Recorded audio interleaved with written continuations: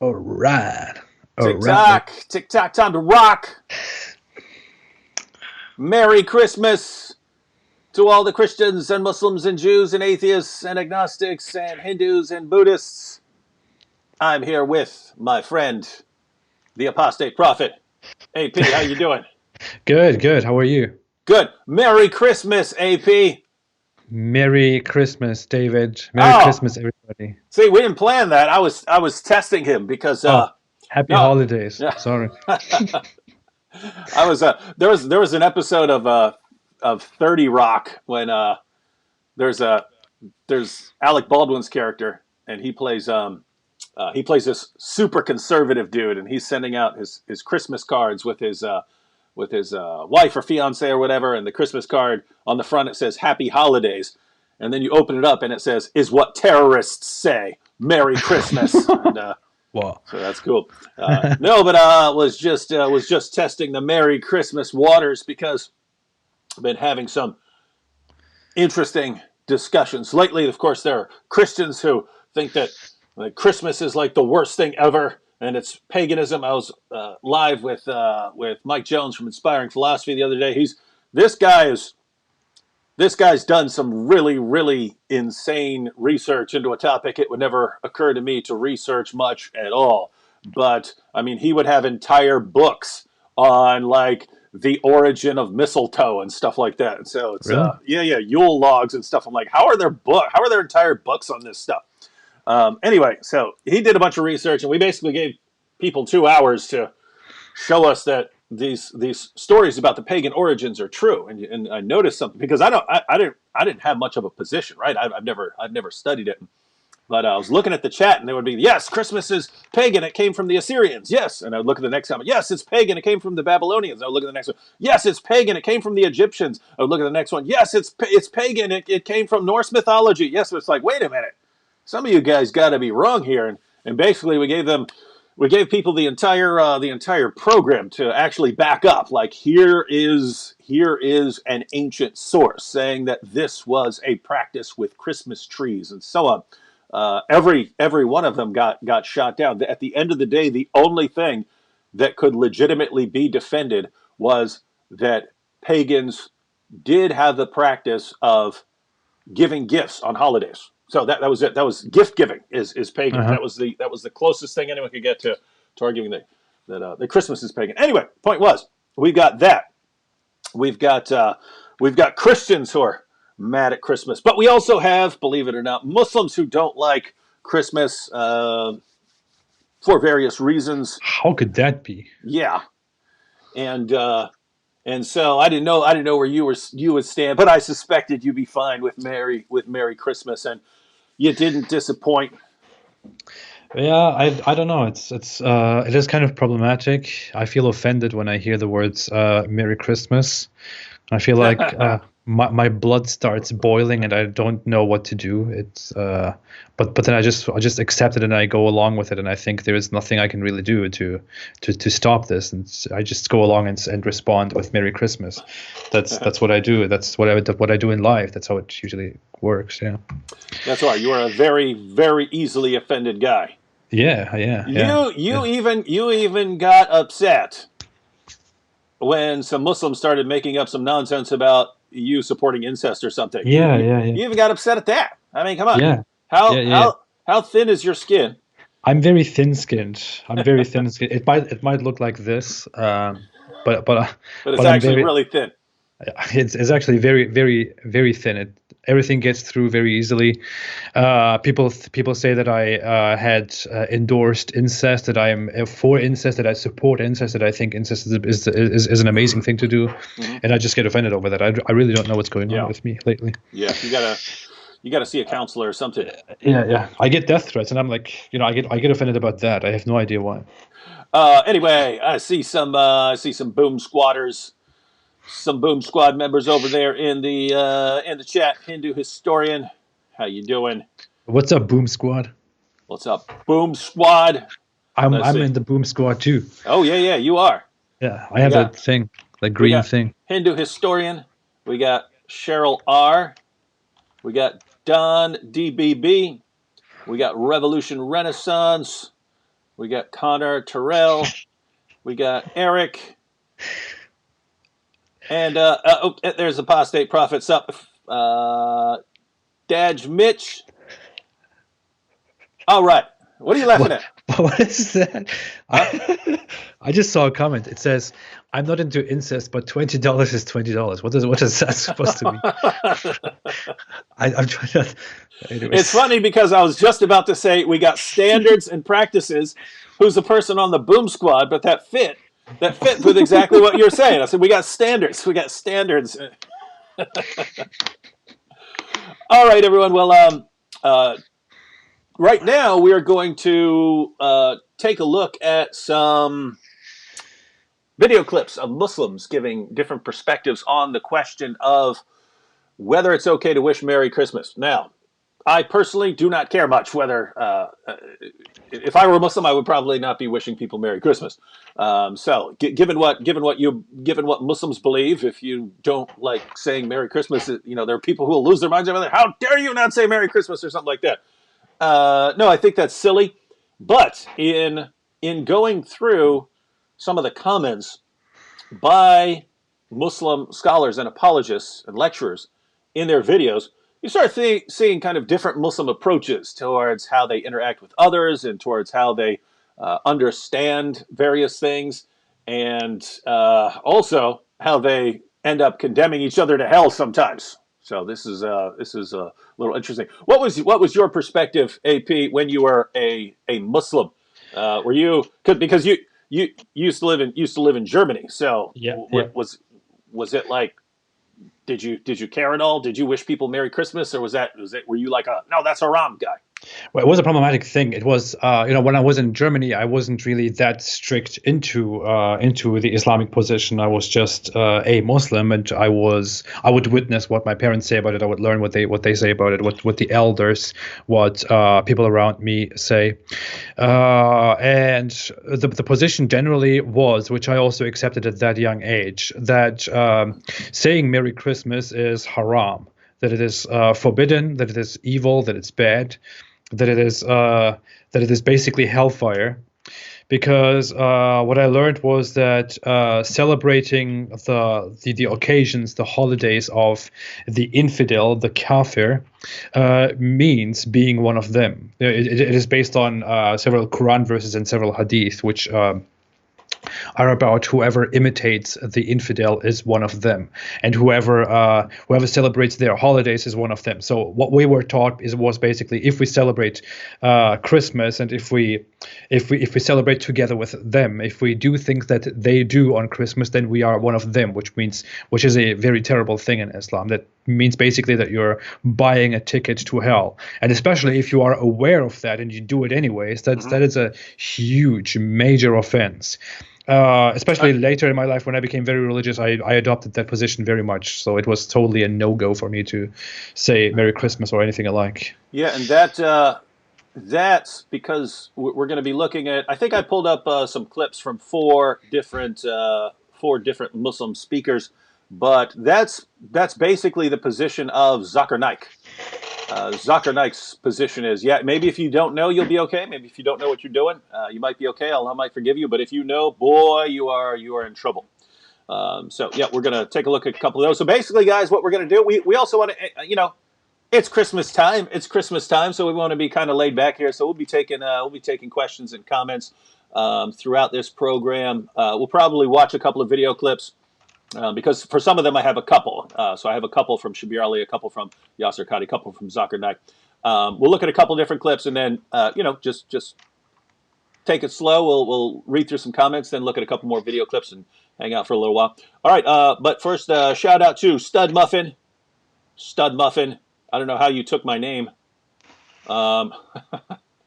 Stud Muffin and Andrew Martin, who are both now on the Boom Squad. It's cool the way that YouTube set this up, where you can see people who are signing up for That's awesome. memberships right there. By the way, AP, you got the notification. You're eligible for channel memberships, and there are people like me who believe it's actually good, given what YouTube put in its recent in its recent terms of service, saying that they can ban channels for being not financially viable. There are people like me who think it's good to have those channel memberships so that they can Yeah. never use that as an excuse for blocking you for some other reason. Because, guys, keep in mind, YouTube's official position before the government is that they're a platform, not a publisher, meaning that they're supposed to be pretty neutral, right? People think, oh, no, it's a business. They can do whatever they want. No. There are businesses that can do what they want. YouTube is not one of them, because YouTube's defense in court, if someone tries to sue them, is we're not a publisher. We're not deciding what content goes here. We're just a platform that we allow other people to post their content. So they can have certain community standards, like not posting pornography or something like that. They can have rules like that they apply across the board. But if they are actually taking sides on political issues or something, that could get them in. That could get their status into trouble. So what these sites are doing, because notice that's the case with Facebook, that's the case with Twitter, that's the case with YouTube, that's the case with all these platforms. They're supposed to be politically pretty neutral, but you see them all taking sides on various issues. And so what they apparently are trying to do is have other things in their terms of service that they can use, so that if they have to block you or block your content or destroy your channel, they can say, oh, no, it wasn't because of that thing that he said that upset a lot of people. It's because of this right here. Oh, yeah, his channel just wasn't making us enough money, so we canceled his channel. Well, notice, you're not canceling anyone else's channel using that excuse. Yeah. So it just seems to be making up excuses. Anyway, the way around stuff like that is to basically take precautions. So, hey, Pete, hopefully you get those up pretty soon. Yeah. I find it great that, that they actually gave us. I got a weird sound coming out of my headphones here. Does anyone hear a weird sound right now, or is that just my headphones? Weird sound? Anyone? Weird sound? Let us know if you hear a weird sound. If you lost a weird sound, if you're looking for a weird sound, tell us. Weird sound, weird sound, weird what sound. What are they saying? I don't know. I'm fine with having that in my earphones as long as other people don't hear it. Weird sound. Is anyone looking for a weird sound? There's a slight delay, but I'm getting like a beeping and rattling in my headphones here. Nope. No. Okay, they're saying no. Just okay. you. Okay, so it's just me. All right, yeah. That is very, very weird. Oh, you're hearing sounds, David. You and I were having problems with Skype, so maybe we just got a crap Skype connection this time. Yeah. I thought your sound was noisy, but yeah, whatever. It was just. Anyways. All right. Anything to add before we start off with a video clip? It is a great thing that YouTube actually decided to give us these features to actually activate memberships for our channels. I didn't expect that. I thought I was never going to get that. Oh, I just found out what the problem was. Just sorry. I'm laughing because I have this keyboard here, and my laptop. I use my laptop as a secondary monitor, but the laptop was on the keys, so it's pressing the keys over and over again, and it was making the sound of just keys being punched. Oh, so, yeah. Problem solved. I was freaking out about that. I didn't like. I don't like technical problems that I can't solve, right in the middle of a live stream when there's nothing I can do. I lose it when it happens. It's very tough. Yeah, it's no fun. Yeah. All right, go ahead. I'm currently getting the thing ready. I'm currently getting memberships ready. I'm getting some badges and some emojis made. There will be some very nice emojis for memberships on my channel. But once all of that is ready, I'll start memberships too, and then I'll have like weekly talks with everyone who chooses to become a member. But yeah, that's basically it. No, that's cool. That's cool because yeah, I didn't think I'd last a week with channel memberships. I thought it was because they sent it out to a bunch of people who had a certain number of subscribers all at the same time. So I'm thinking, oh, it's just kind of a fluke that I got it too. But as soon as especially when I'm posting my emojis, my Muhammad emojis, I'm thinking there's no way I'm going to last. But so far I've been up almost a month. If I could make it a month, that would be hilarious. yeah. That's awesome. All right.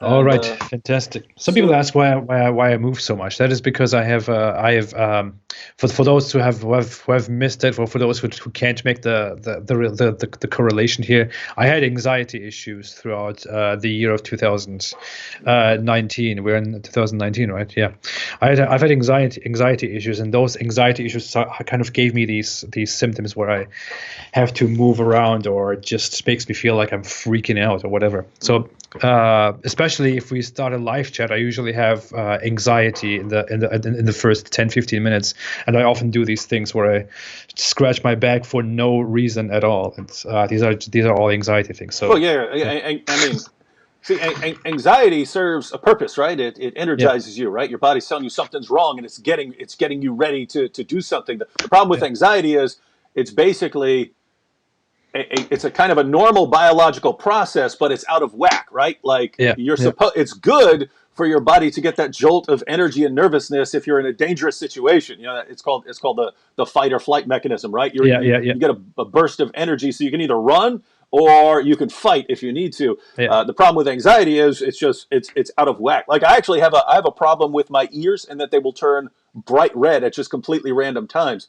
And I looked it up, and it's basically it's a signal misfiring telling my telling my nerves that it's extremely cold out when it's Yeah. not. And so they'll just turn bright. It it's only been a couple times when I've been like speaking or something, and people are making fun of my ears because they turn bright red. But yep, it does happen. It's annoying, and I have to explain. Oh, it's actually a biological condition.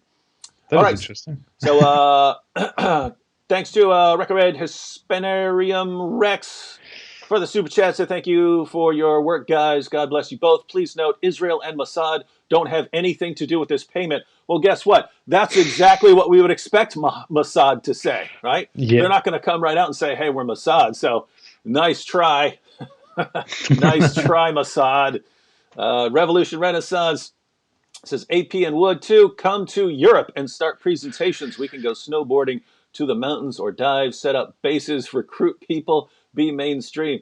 AP, I briefly mentioned to you that we're having a conference of Christian YouTubers here pretty soon, but we might want to eventually have like a conference of like counter jihad or people respond to Islam YouTubers, Christians and atheists and anyone else who ex-Muslims.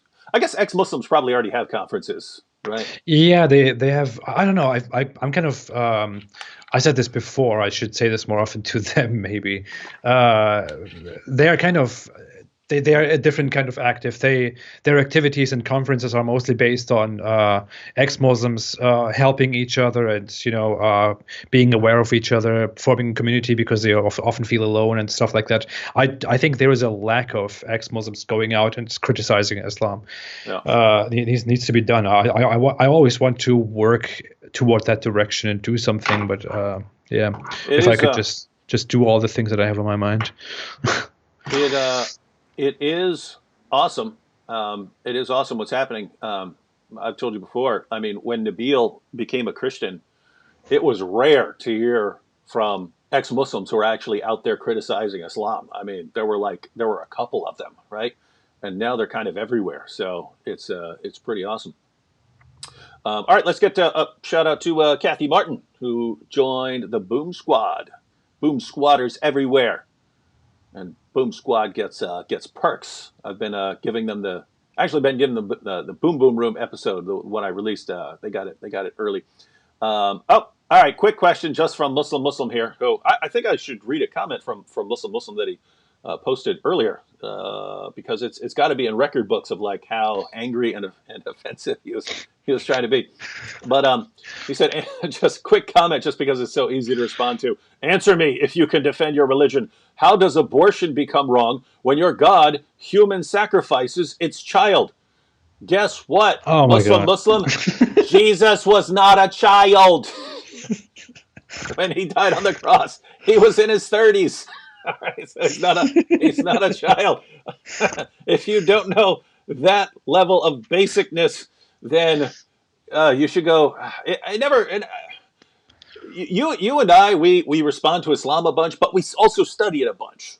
Yeah. Other people, they don't study anything, and they just keep blasting away at it, and then they end up sounding completely silly. All right, let's go. I think it also has to do with a cultural thing where in Middle Eastern cultures, the word for your son or daughter is often interchangeably used with the word child, much more so than in Western culture, which is why in those cultures people often view son or daughter as just child, which is why he equates killing a child to killing your son. Yeah. Mm.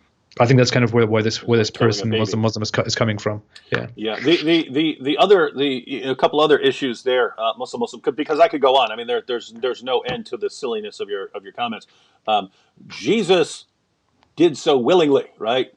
A a baby is not willingly, laying down its life for others, right? So, oh, hang on. Okay, okay. Here's a comment by Muslim that he left. I thought that was the same guy. Just so you understand what kind of guy you're dealing with here.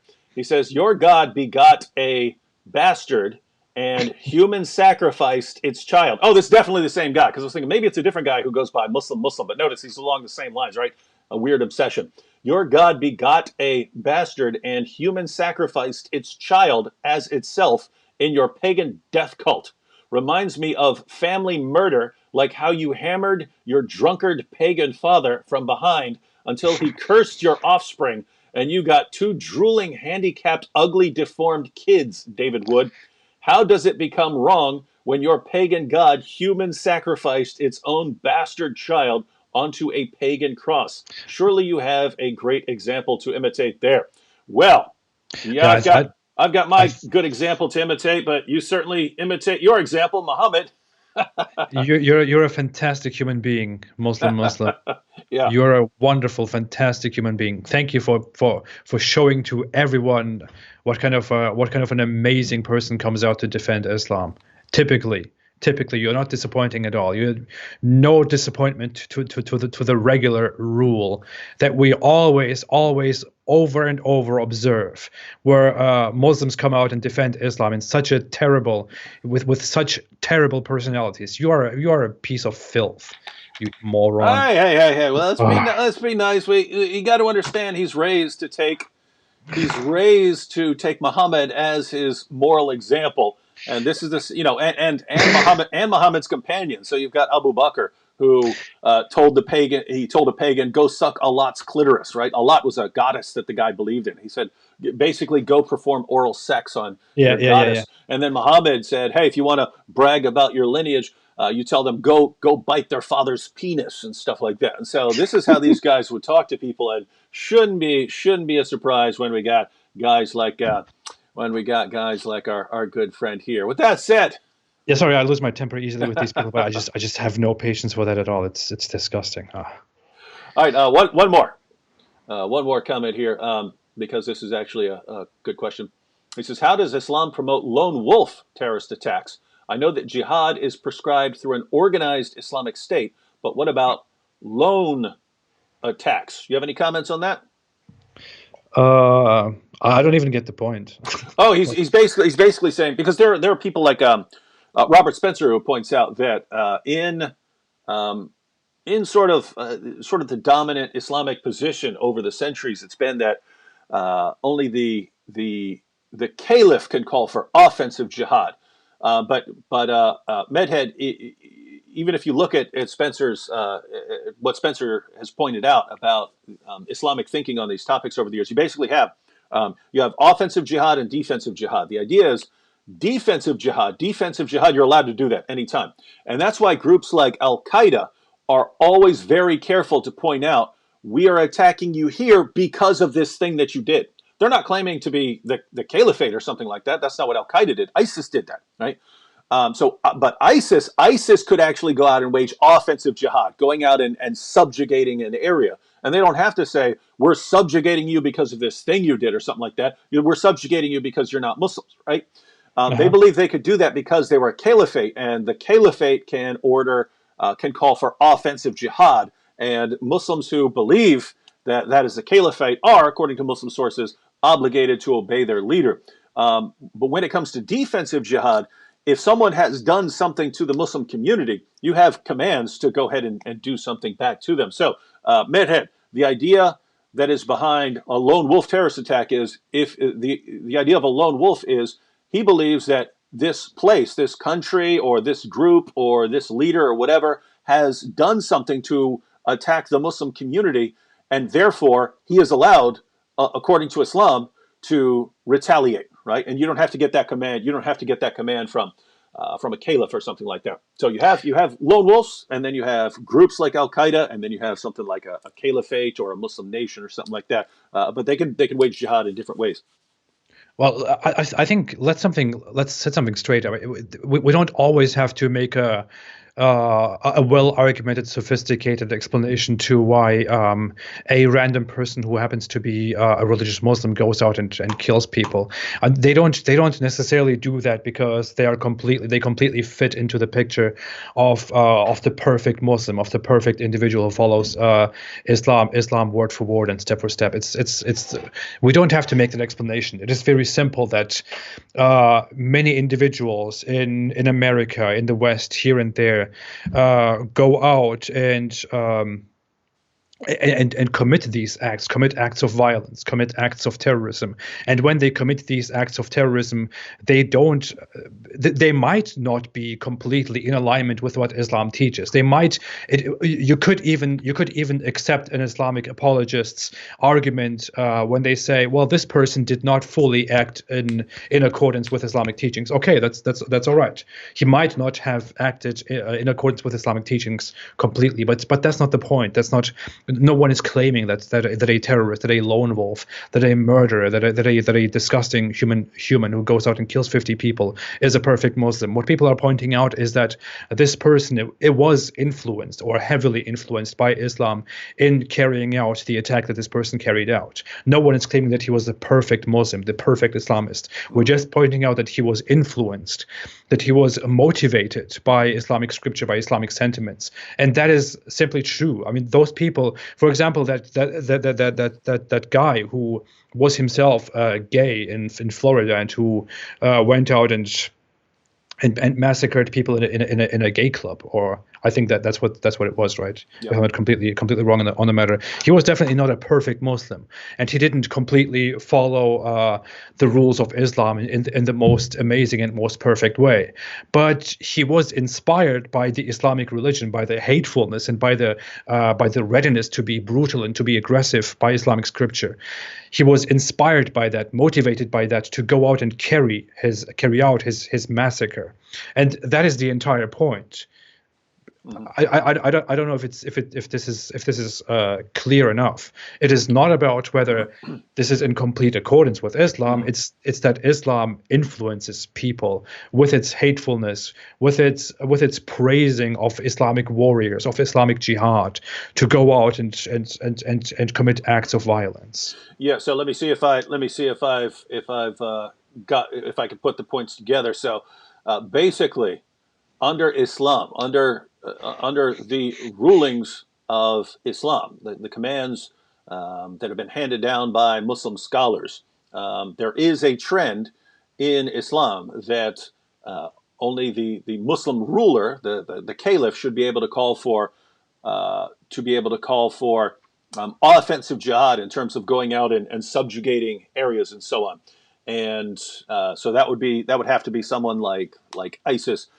Defensive jihad, Right. pretty much anyone can do it if someone has done something, and if someone has done something to the Muslim community and you're in a position to do something about it, you're allowed to do it. But I think what AP is pointing out is that doesn't mean that any of that has to be in a Muslim's head. He doesn't have to be thinking, oh, well, I'm allowed to wage defensive jihad because of these verses. He could just be raised to believe that jihad against the infidels is fine. And he's not thinking in terms of, hey, what are the passages that justify this, or how can I defend this? It's just, what are you talking about? This is something cool that we do. We go out and we launch terrorist attacks. And especially what you pointed out about certain guys not being very good Muslims, because we hear this after lots of attacks. Oh, he wasn't, he was going to clubs and stuff like that, or something like that, and people saying, so he wasn't a very serious Muslim. No, you can believe seriously and understand that you haven't been living up to Islam, but that actually helps promote the jihad, because then someone tells you, hey, you're right. You're going to stand before Allah and you've done all this stuff, and you're probably going to do a lot more, and you don't know where you're going. You don't have any guarantees unless you die while waging a jihad, a terrorist attack, and then you're good as gold with Allah. And so it actually ends up, their shortcomings as Muslims actually become incentive for them to go out and die in a terrorist attack, because it's the only way they can have assurance of where they're going. Absolutely. This came up recently in a talk that I had with Yasmin Mohammed. We were talking about the same issue about sinful people, sinful Muslim Islamist people who go out and carry out acts of violence and acts of terrorism.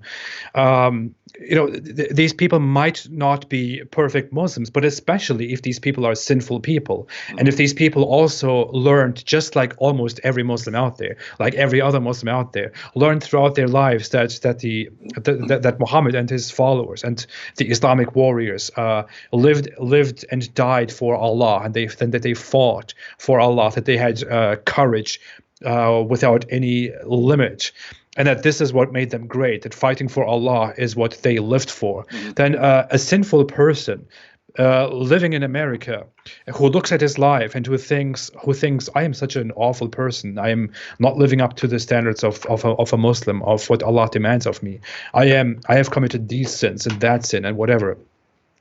That person thinks that person thinks, if I go out there and if I commit an act of violence against these dirty infidels out there who spread the evil that I have been committing by committing sins, then this might be my absolution. This might be what Allah forgives me for, because Allah sees the goodness in my act of ending societal perversion and corruption, in ending the lives of dirty infidels. This is what the terrorist thinks, and he goes out there and he wants to be like the heroes, the Islamic warriors that he has learned about throughout his entire life. That's what he does. That's what the sinful Islamist does. And when the sinful Islamist goes out and kills people in the name of Islam, he still does it in the name of Islam. He still does it because he was influenced by Islam. He still does it because he was brought up with the idea that you should live and die for Allah. And by Islamic standard, this person is not considered a non-Muslim. This person is still considered a Muslim, and would still eventually would still eventually stand before Allah, and would probably be forgiven for his act, and would be a part of the Islamic community, because that's what because it is completely part of Islam to do that. Yep. All right, now, sucks. I have to ban Muslim now. Shout out to Tatiana J for joining the Boom Squad, but Muslim. It's weird. I'm fine with people insulting me. Now he's blasting you. He said, he called you Quasimodo-looking incestuous degenerate. Apparently he follows Ali Dawa. That's where he learns to act like this. Quasimodo-looking incestuous degenerate, don't you want to fornicate with your father? Yeah, sure. Recite the tashahhud and prove you were a Muslim. All right. Well, if you're talking to guests like that, you gotta Muslim. The sad thing is that you might be a terrible person because you were taught you were taught Islamic morals. You might be an awful person, but the thing is that deep inside you are probably a much better person than what your religion has taught you, and I hope you understand that one day. Yeah, and that's really true. That we have. I mean, I've met some awesome Muslims in my life, and the one thing about them is they all live massively better lives than their religion calls them to live, and they all live massively better lives than their prophet and his companions lived. And even someone like Muslim here, who's using horrible language and attacking people and blah blah blah, incestuous blah blah blah, still I would much rather have him for a neighbor than Muhammad, right? Yeah. So all right, So, go ahead. what is that even about? He wants me to recite the Shahada, the Islamic creed, which makes you a Muslim, in order to prove that I was a Muslim. No. Oh boy. Oh, All right. well, Let's go ahead and get into some of these video clips. So if you want to get your you're going to be listening with all the rest of us on a delay here. But who should we start off with? Well, after seeing these clips after seeing the comments by Muslim, I'm thinking we'll go with Shabir Ali, just because Shabir Ali is a nice guy. You don't want to think that all Muslims are like this guy Muslim, or that all Muslims are like Muhammad. There are some very, very nice Muslims out there, and here's some. We'll go ahead and watch them. Play one, comment on it briefly. Play another one, comment on it briefly. Play another one. These are short clips by Shabir Ali answering the question: is it okay to wish Christians Merry Christmas? So here's the first one. Dr. Shabir, our question today is about wishing well to people of other faiths when they have religious holidays, whether it be Christmas or a Jewish or Hindu holiday, whatever it might be. Is it okay for a Muslim to wish people well on those occasions? Yeah, the simple answer to that is yes. Controversy arises over this question partly because one of our great scholars from the medieval period, Ibn Taymiyyah, gave a ruling against this. But we have to understand that he lived in a time just after the Crusades. And in that era, Muslims and Christians were not in good relations with each other. People wouldn't be expected to greet each other. If the Muslims were to greet the Christians on their holiday, one might wonder, does this Muslim feel like selling out on his religion and his community? So we have to understand that context. All right, so that's Shabir. AP will be still listening to it for a few seconds due to the delay. But notice what Shabir said there. He's going to say more. But he's basically attributing the problem of Muslims refusing to wish people well on their holidays. He's just saying this is from a time when Christians and Muslims were at war, and so that's where this idea came from. And so I'm pointing this out because again we're going to have a few more words by Shabir, and you guys can tell us what you think over there in the comments. But basically, Shabir is attributing, this problem or hostility towards wishing people Merry Christmas. Again, I pointed out, if you're just tuning in, I don't really care whether I wouldn't expect a Muslim to wish me Merry Christmas. I wouldn't ask them. I wouldn't think that a Muslim should wish me Merry Christmas. We're looking at these clips because we're going to see some very different approaches in Islamic thought when it comes to these things, and what happens because of these differences that these Muslim scholars have. AP, what'd you think about Shabir there? Well, he has a very unorthodox position, of course, as always. I would say, I don't know. I kind of there is a thing. I missed a part of it because I have to listen in while it's late. Yeah, he basically said we'll probably go through the three clips and then just basically settle on Shabir's position, which is he's going to be kind of the nicest and most liberal in his thinking on this issue, and then we're going to have Sheikh Yasser Qadi, and he would kind of be next, and then we'll start getting into like Zakir Naik and stuff like that, and they're going to have a very, very different view. But Shabir was just saying that this hostility is from a bygone era, and so why I find this interesting is other Muslims that we're going to be looking at are interpreting Merry Christmas as a violation, or as you're committing shirk, right? You're committing shirk by doing this. Whereas Shabir is just thinking of it in terms of, guys, we were hostile because we used to fight, but now it's not as much of a problem. So yeah, we should probably just go ahead and go through these other two clips. So I'll go ahead and play this clip, then I'll just sort of review very quickly the takeaway from that clip, and then we'll get to the last clip, which is Shabir's going to basically he's going to say it's fine to wish people Merry Christmas. All right, so next clip from the nicest Muslim speaker on this video list, Shabir Ali, guy I've debated 9 times. Here we go. Plus, a lot of things have been interpreted in the classical period in a fashion which does not take into consideration the realities of our life today. The realities of our life today is that we live largely in democratic societies in which people have learned to live with each other.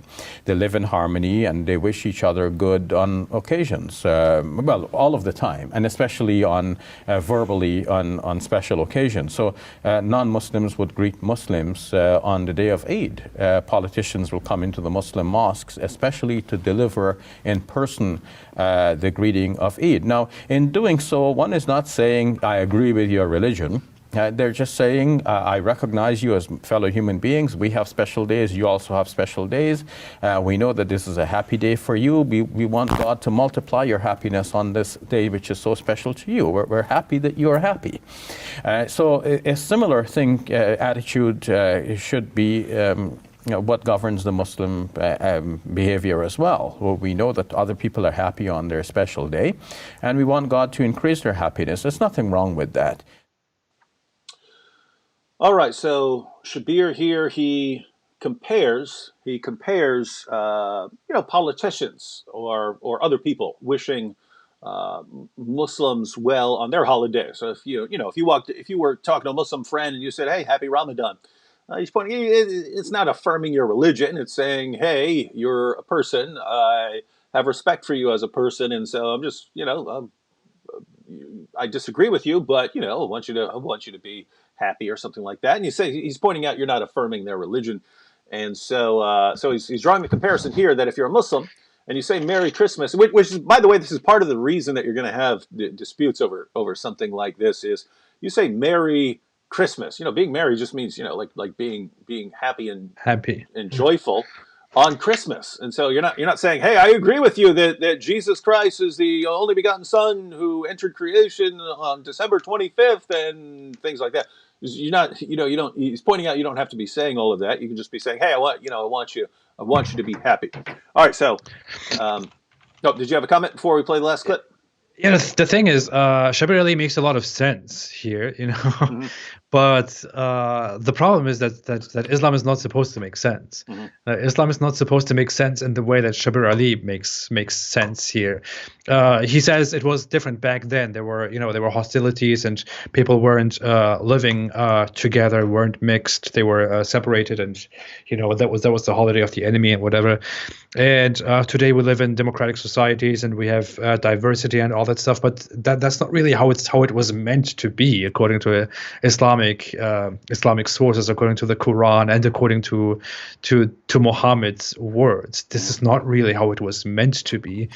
According to them, it was Islam was supposed to dominate these the different cultures of this world and was supposed to subjugate them. Yeah. So yeah, that's just what I want to add to that. Something to think about. Mm-hmm. Little side note here before we watch this last clip from Shabir. Tatiana says, "My Muslim colleague thinks I should respect Muhammad because he respects Jesus." Right? Yeah, I have a video where I sort of address this, Tatiana. It's called "I Believe in Muhammad."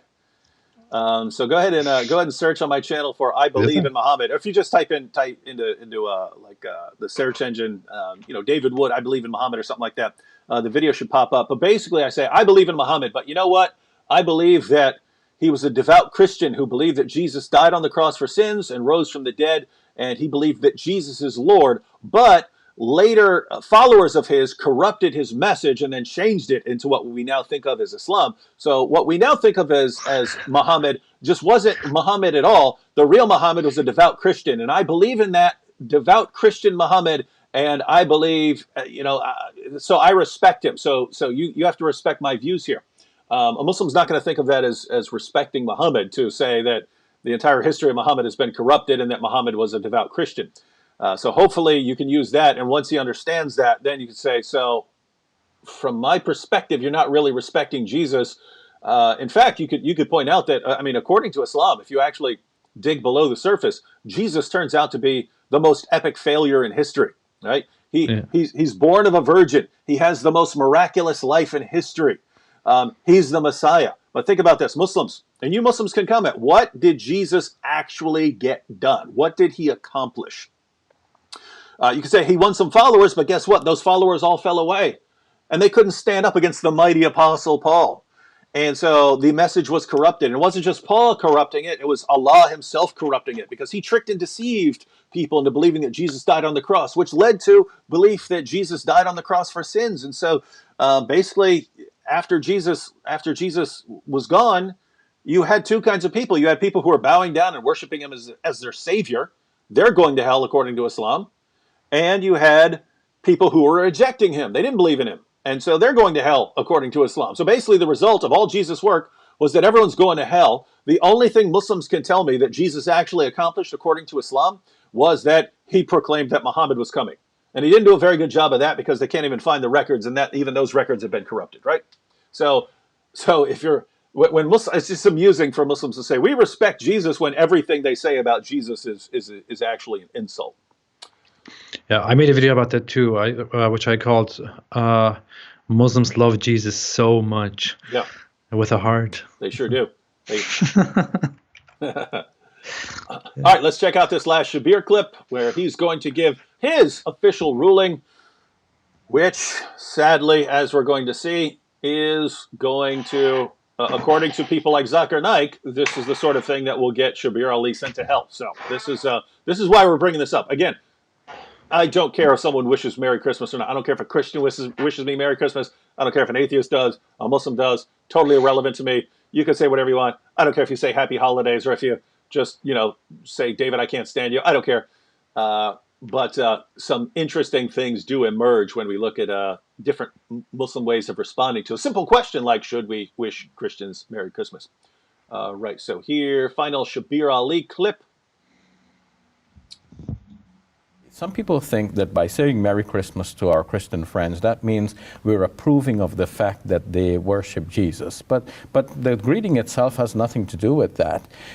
Christmas is largely celebrated as a religious holiday by those who believe that Jesus was born around this time. Or even if they know that he wasn't born at this time, they're nevertheless commemorating his birthday at this time. So that's not the same as worshiping the person. So there's nothing wrong in saying Merry Christmas to our Christian friends, or Happy Holidays if that's what one is more comfortable with.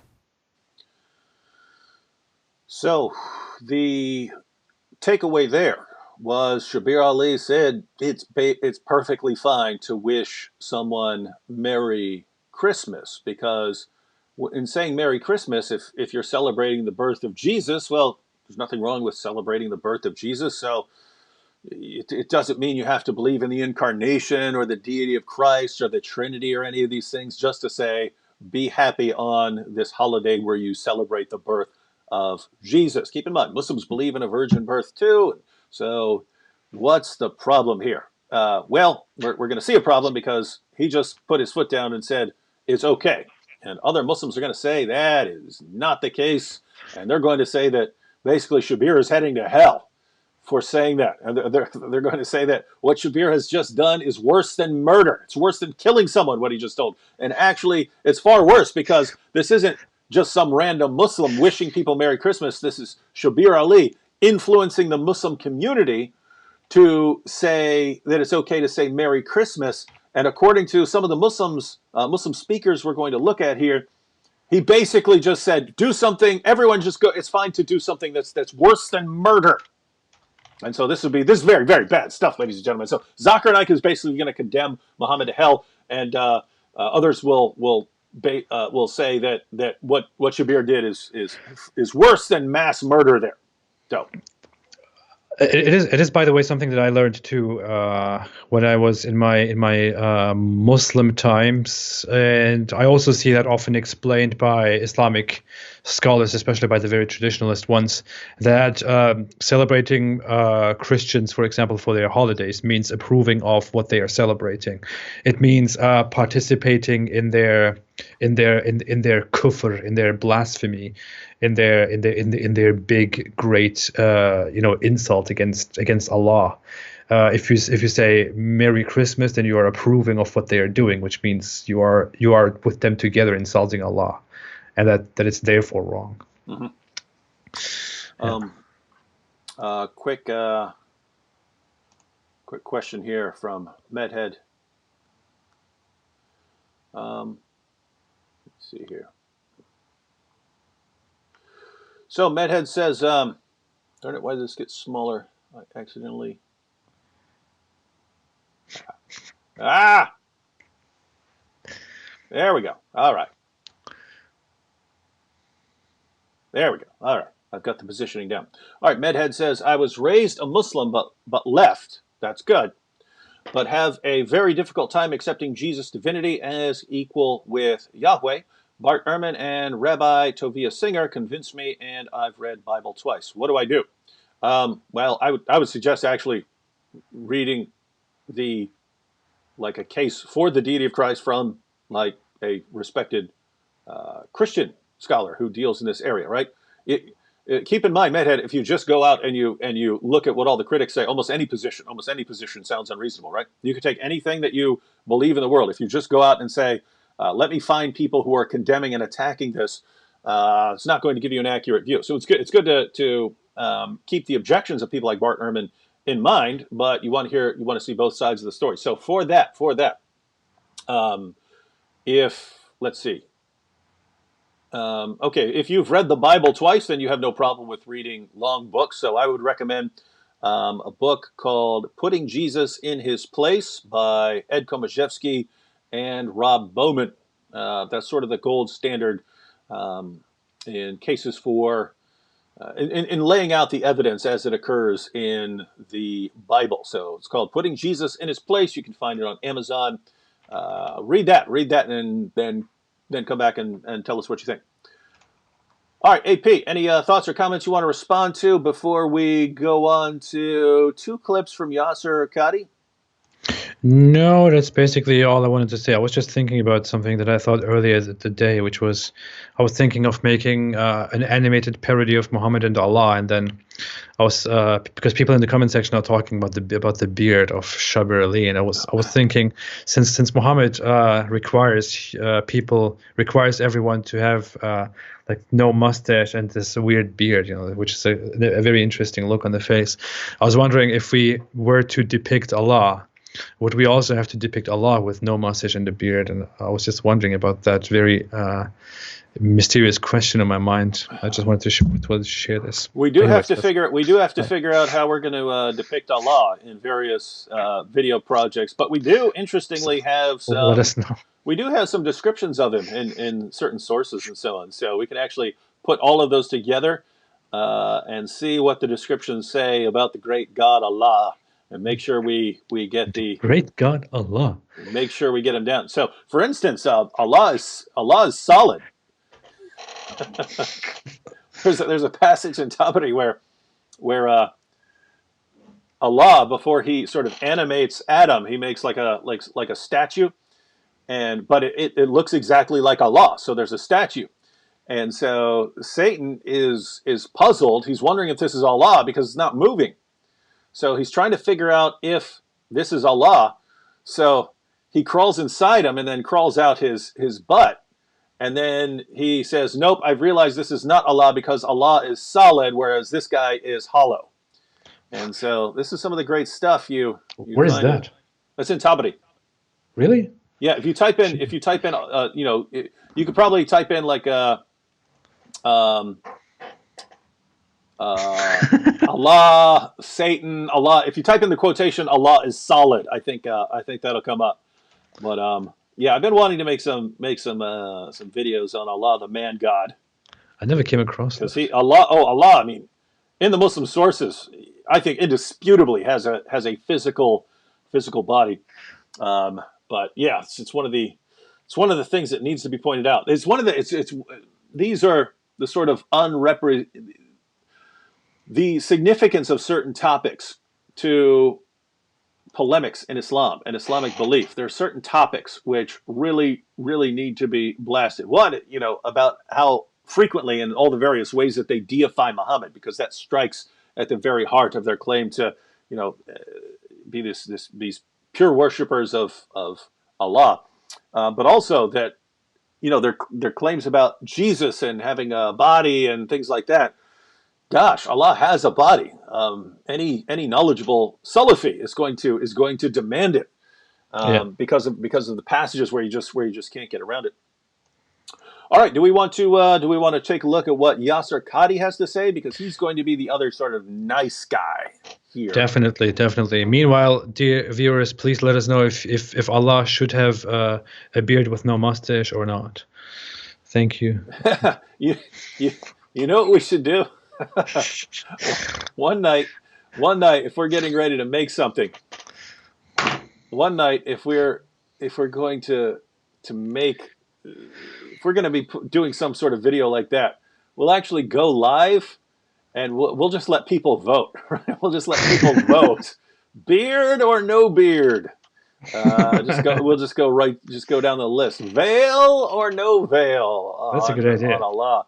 And we could actually read the passages and show what the Muslim sources say, and then let people vote on how we're going to do it. That would actually be cool for something, right? Like we could I don't know how this would work out exactly, but we'll let people vote on the content of certain videos or projects or something. Then we go out and do it, and then it was what do they call it? There's some term that they use when it's the fans or your subscribers or something like that who are deciding how it's done. There's some term. I don't know. Who knows what term that is? There is some term where the people are deciding on what happens in the video. All right, I forget. I have no idea. All right, let's go ahead and let's check out what Yasser Qadi has to say. Our good friend Yasser, he's going to be pretty similar to what Shabir is saying, and because of that, he's also going to be in trouble with certain other Muslims who are going to condemn him to hell. All right, here we go. I say Merry Christmas to my co-workers. Obviously, from an Islamic perspective, the reason why this question is coming up is because Christmas is something that might perhaps indicate a religious belief that is against our teachings. So in reality, all of these phrases, they need to be looked at. If a phrase conveys a theology that is kufr or shirk, and if it endorses a theology that is essentially haram, then we cannot say that phrase. However, if the phrase is generic and we are simply saying, may you have a good day today, and may you have a good fortune, for example, may your life be good, may God bless you in this life, these types of generic phrases are permitted. And somebody asked Imam Ahmad, can I make dua for my Christian relatives or friends? What should I say? Imam Ahmad said, ask them for a good, make dua that Allah bless them with a good life. No problem. You may make dua for their worldly things. So, AP, you can go ahead and ignore me right now and just focus on listening to the clips, because I'm going to go ahead and post the next one. Just notice he's setting it up. He's going to be more clear here in a second, everyone. But he's going to basically claim that it's up to you. It's on how you interpret your words. If you believe that by saying Merry Christmas you are somehow affirming some bad theology or something like that, then yeah, you shouldn't say those words. But if you don't believe, if you just believe that you're wishing well on someone on some particular day, he thinks you're allowed to do that as a Muslim. So you're perfectly fine wishing someone to be happy on a certain day. So that's where he's going to go. Let's go ahead and watch the second clip, and then we'll have Yasser Qadi's position on whether people should be wishing others Merry Christmas. Here we go.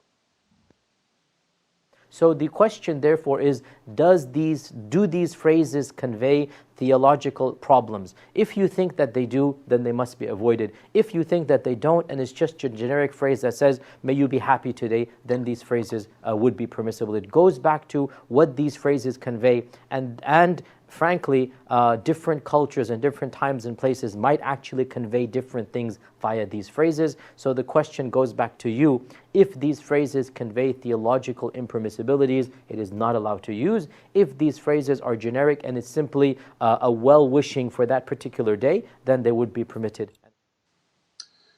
So notice what he said there. He said the question goes back to you. He said, notice at no point those were his comments. Those were his comments on this issue. He's saying he's not going to tell you, right? He said the question goes back to you. Are you regarding your words as affirming some sort of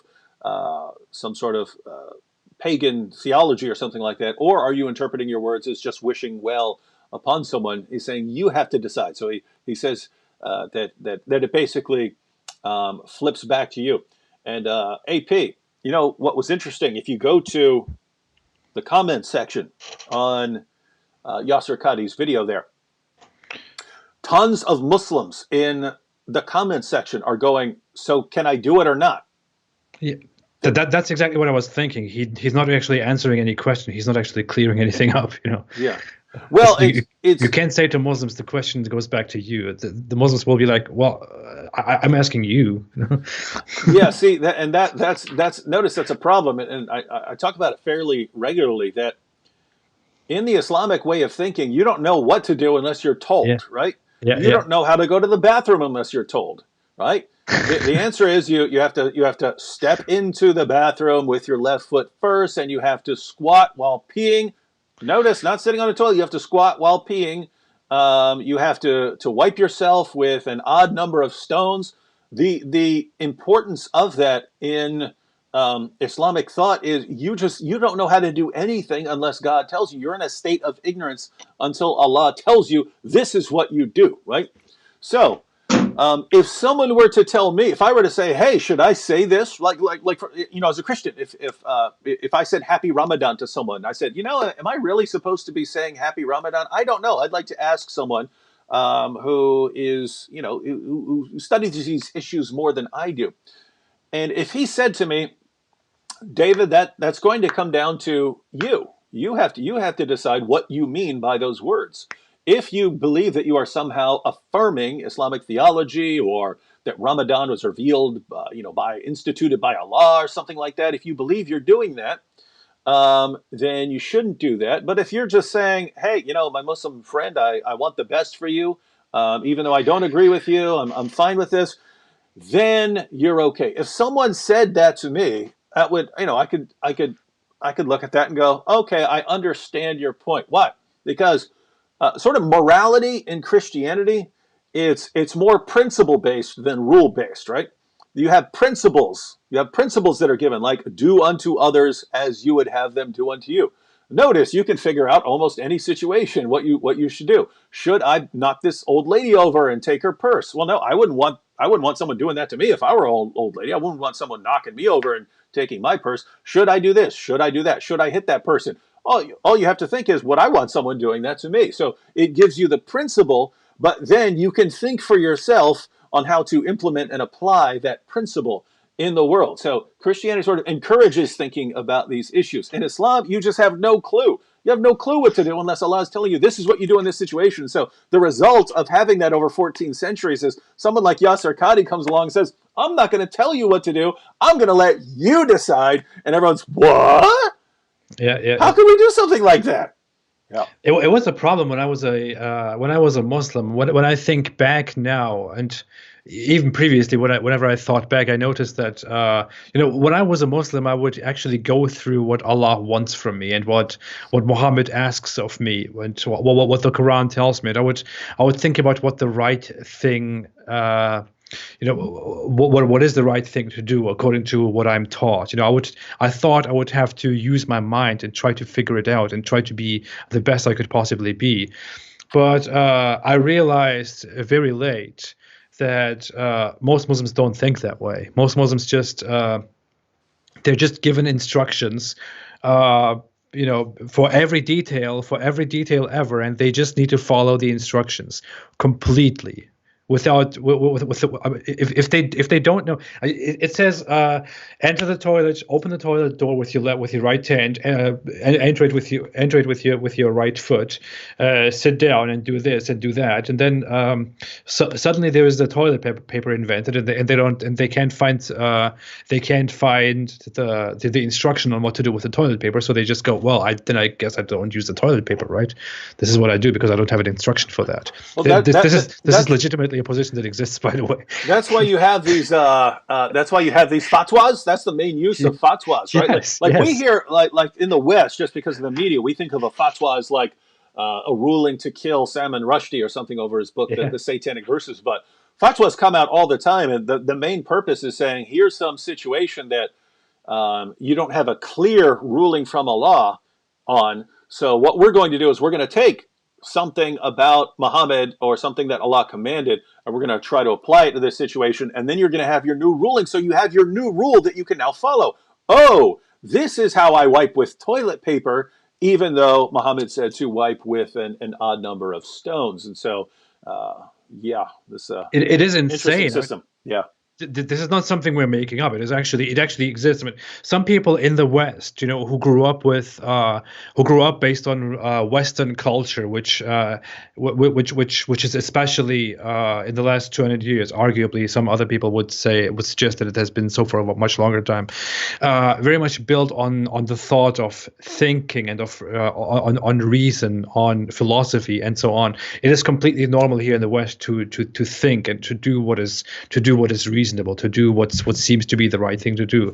But in the Islamic world, it is actually quite normal that for the most basic things in your life, for the most basic details, forget about wiping your butt, about everything. Like when it comes to the dinner table, or to going to bed, going to sleep, laying your head on the pillow, and all these things. People actually have questions about these things. People actually go online nowadays. There should be even questions about whether it is okay or not to go online and ask a question.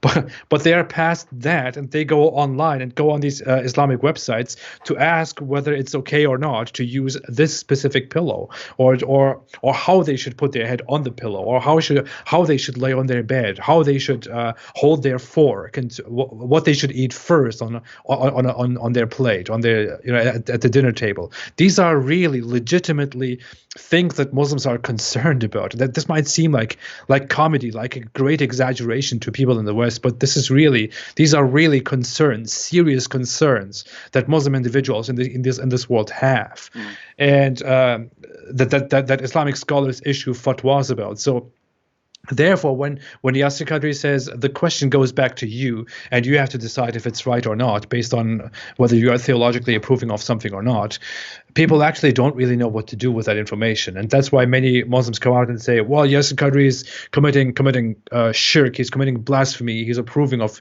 something. He says it is up to you. How can you say it is up to you? Nothing is up to you. You have to make a rule for that. So it is really a giant mess. If you have a brain, you should avoid Islam. This is interesting stuff that you have. And AP, I know you don't believe in a spiritual realm, but if I were to think of basically a Christian perspective on whether, because you got a couple of possibilities, right? Muhammad can be coming up with stuff out of his own mind, or he could actually, from a Christian perspective, he could actually be influenced demonically. And I think most Christians would think that it's kind of a mixture. Some of the stuff he's getting from his own mind, but other stuff is actually demonic. And the reason is, I mean, it could be things like, if you look at what Islam does with the gospel, that Islam says, we'll agree with you on everything else. We'll agree with you on the Messiah part. We'll agree with you on the virgin birth part. We'll agree with you on the miracles. We'll agree with you on all these things, just not his death, resurrection, and deity, which is that's the gospel, right? Those are the three things you're required to believe. Islam says, I'll agree with you on everything else except those. So it does stuff like that. But one of the things I think it does is it basically says, hey, you want to be good with God and you want to be a really religious, spiritual person, do all these tons of little things, which, as far as I can tell, have nothing to do with anything, right?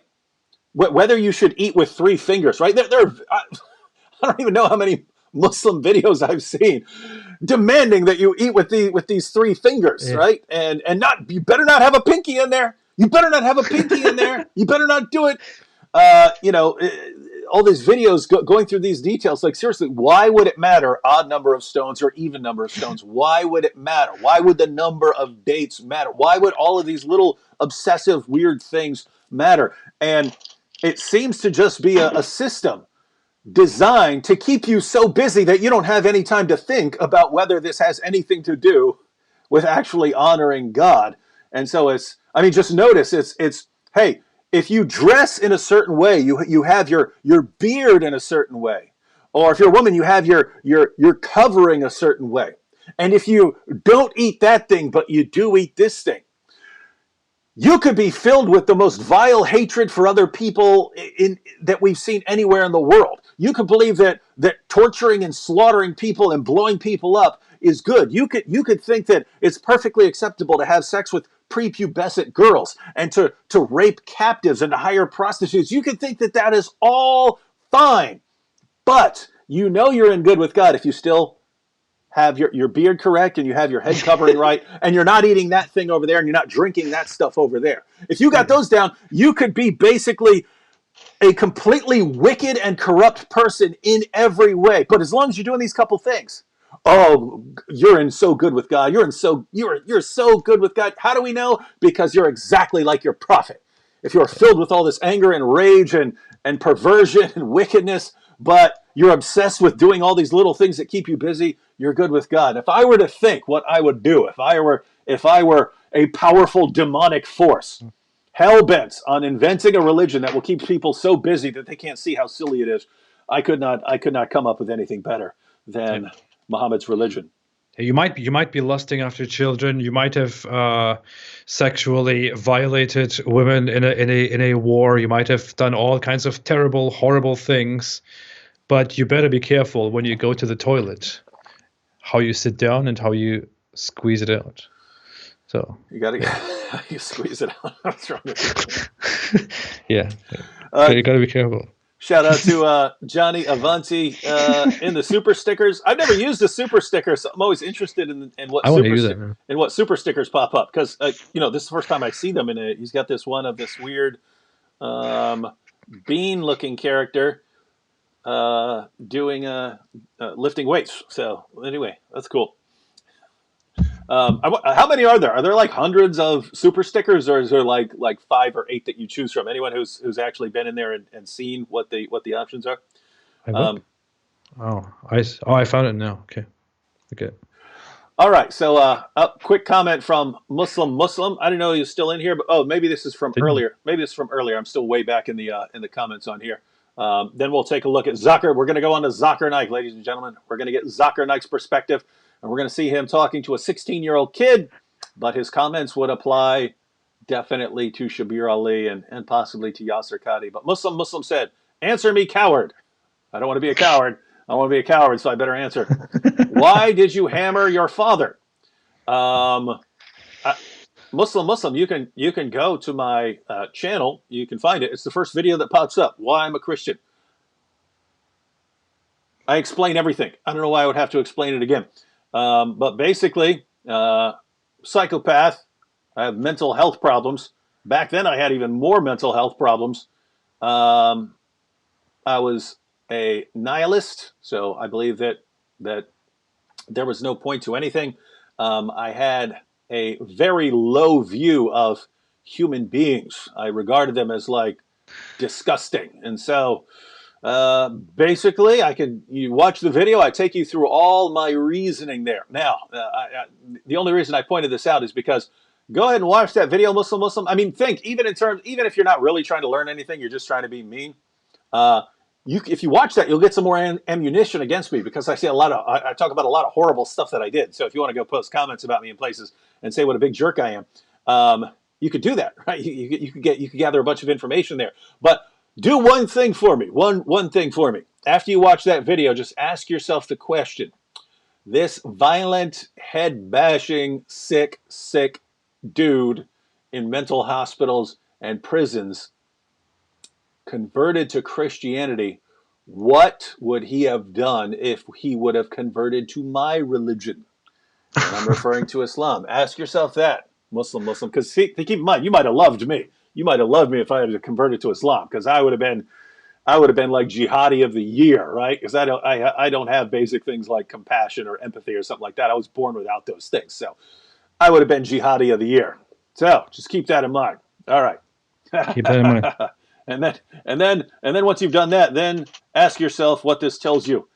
What this tells you about your religion's impact on people. All right, we ready to go on to some Zakir Naik? Yeah, I was making these symbols while I was sitting here. Some people pointed out that I was flashing Illuminati signs. Yeah. During the live chat. I'm just trying to. I heard that this is how you are. How the Illuminati recruits you if you flash these signs in public. I'm just trying to get the attention of the Illuminati so they can. Oh, you should have seen when I did my video the jihad triangle and I made the sign and stuff. Everyone, this Illuminati confirmed.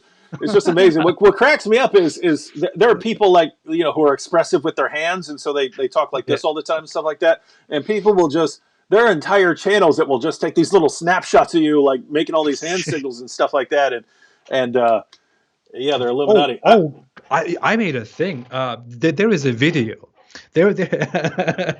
Sometimes I go out there on YouTube and search for what people say about me.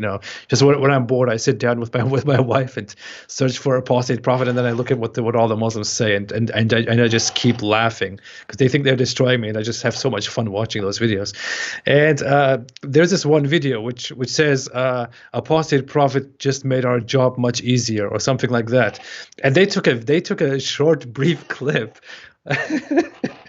I think that was on your channel. I was with you in a talk or so, and I believe I said something like that I made an ancestry DNA test, and it turned out that I have a 12% Sephardic Jewish ancestry or something like that. Oh, they got you now. Yeah, they took that. They took that, put some creepy Islamic background music there, and they just took that part, didn't even add any of their own speech, then showed a picture of me where my nose is kind of weird, kind of crooked, And they said, and they basically implied that this is that I'm a secret Jew. You're busted. And that I'm stupid enough to even say publicly that I have Jewish ancestry, and that this is why I'm doing all of this, Yeah, that's what cracks me up, right? That there are these people that think we're all members of these super awesome secret societies behind the scenes, but that we keep accidentally blurting it out and flashing our signs all over the place. Oopsie, I did it again. Oops, I made that triangle again. Oops. Oopsie, we're super smart conspiracy dudes all over the place, but yeah, keep accidentally doing that. Oops. Yeah. All right, we want to look at some Zakir Naik clips, but a quick comment from Samir here. Samir said, Muslims are, and I've been getting several comments on this. I have not looked into it yet, so that's going to be my response. But I am seeing comments, so there must be something going on here. But Samir says Muslims are protesting against India's citizenship bill to give citizenship to persecuted minorities in Islamic nations. In Islamic nation in India, like Hindus, Sikhs, and Christians. What is your take on this, Samir? I haven't looked at. Have you looked into that? Have you read up on that? I read a little bit. I think the Indian government made this Citizenship Act where people who come from these neighboring Islamic countries and who are not Muslims, who belong to 6 or 5 faiths, I believe, like Hinduism, Buddhism, Jainism, Christianity, and Sikhism. These people can come into India and apply for a quicker citizenship, Indian citizenship. And I believe this has outraged the Muslims because they think that there is a discrimination going on where the Indian government favors people who are non-Muslims. But as it seems, the Indian government just wants to invite people who feel persecuted in these neighboring Islamic countries. Mm-hmm. But I think there is one more detail in it where I'm not exactly sure about the detail, but I think it entails something further where in a different process where people have come from different countries, non-Muslims can get a quicker citizenship than Muslims, and that has kind of given and Muslim speakers, Muslim activists have kind of spread the idea that this is India trying to set up the persecution, the genocide of Muslim communities or something like that. And I don't know, there's a big storm of propaganda and fights going on. I'm not exactly sure. Mm-hmm. All right, so yeah, Samir, I might look into that because it might be. I'm getting several requests for my comments on this issue. Yeah, if you want, send me an article or something like that if you know a good one. But yeah, it might be worth looking into. What are you laughing at? What did you see that made you laugh? I just laugh at the chat. I don't know. I enjoy it recently. The whole Illuminati stuff. All right, so we're gonna shout out to Johnny Avanti for joining the coolest group in the world, the Boom Squad. Keep in mind, guys, if you're just tuning in, if you have channels that you ever think are at risk of being banned at some point in the future, the new YouTube terms of service allow as an excuse for YouTube to ban these channels if they're not making money for YouTube. So if you know a channel out there, and that would include like AP's channel, his aren't set up yet. But if you know channels that you are fans of, if you see a join button, jump in for $5 a month or whatever it is. You're actually helping them be protected by YouTube. All right, let's go ahead and watch a couple clips from Zakir Naik. And here's where we start finding some condemnations going on. This is Zakir Naik, who's really, really tough when he's talking to a teenager. Like to see him take on Yasser Qadi and Shabir Ali. But we're going to look at what Zakir Naik says, and want to get through these because, gosh, we've already been on here for an hour and 20 minutes. So I'm just going to play one clip, brief commentary, drawing attention to his main point there, and then we'll go to the second clip, and then, of course, to the third clip, and then we'll have Zakir Naik's position. Then I think we only have one more clip after that from someone else. All right, here we go. Asked a question that he wants to wish Merry Christmas to his friend so that he can build relationships. So tomorrow he'll ask me the question, why can't I have a peg of alcohol to build relationship? Why not? Why? What's wrong? Why can't I eat some pork with them? Why can't I go to church and worship Jesus Christ, peace be upon him? See, you don't have to do anything haram for doing dawah. For reaching the goals, you cannot use wrong means, brother. What is haram for them is haram for you also. When you are wishing Merry Christmas to them, you are agreeing that Jesus Christ, peace be upon him, was born on the 25th of December, and you are agreeing that he is the begotten Son of God, which is shirk. Why it is wrong? Because the Christians, they believe that Jesus Christ, peace be upon him, is the begotten Son of God. Now, irrespective whether he may be a practicing Christian or not, they celebrate because it's the birthday.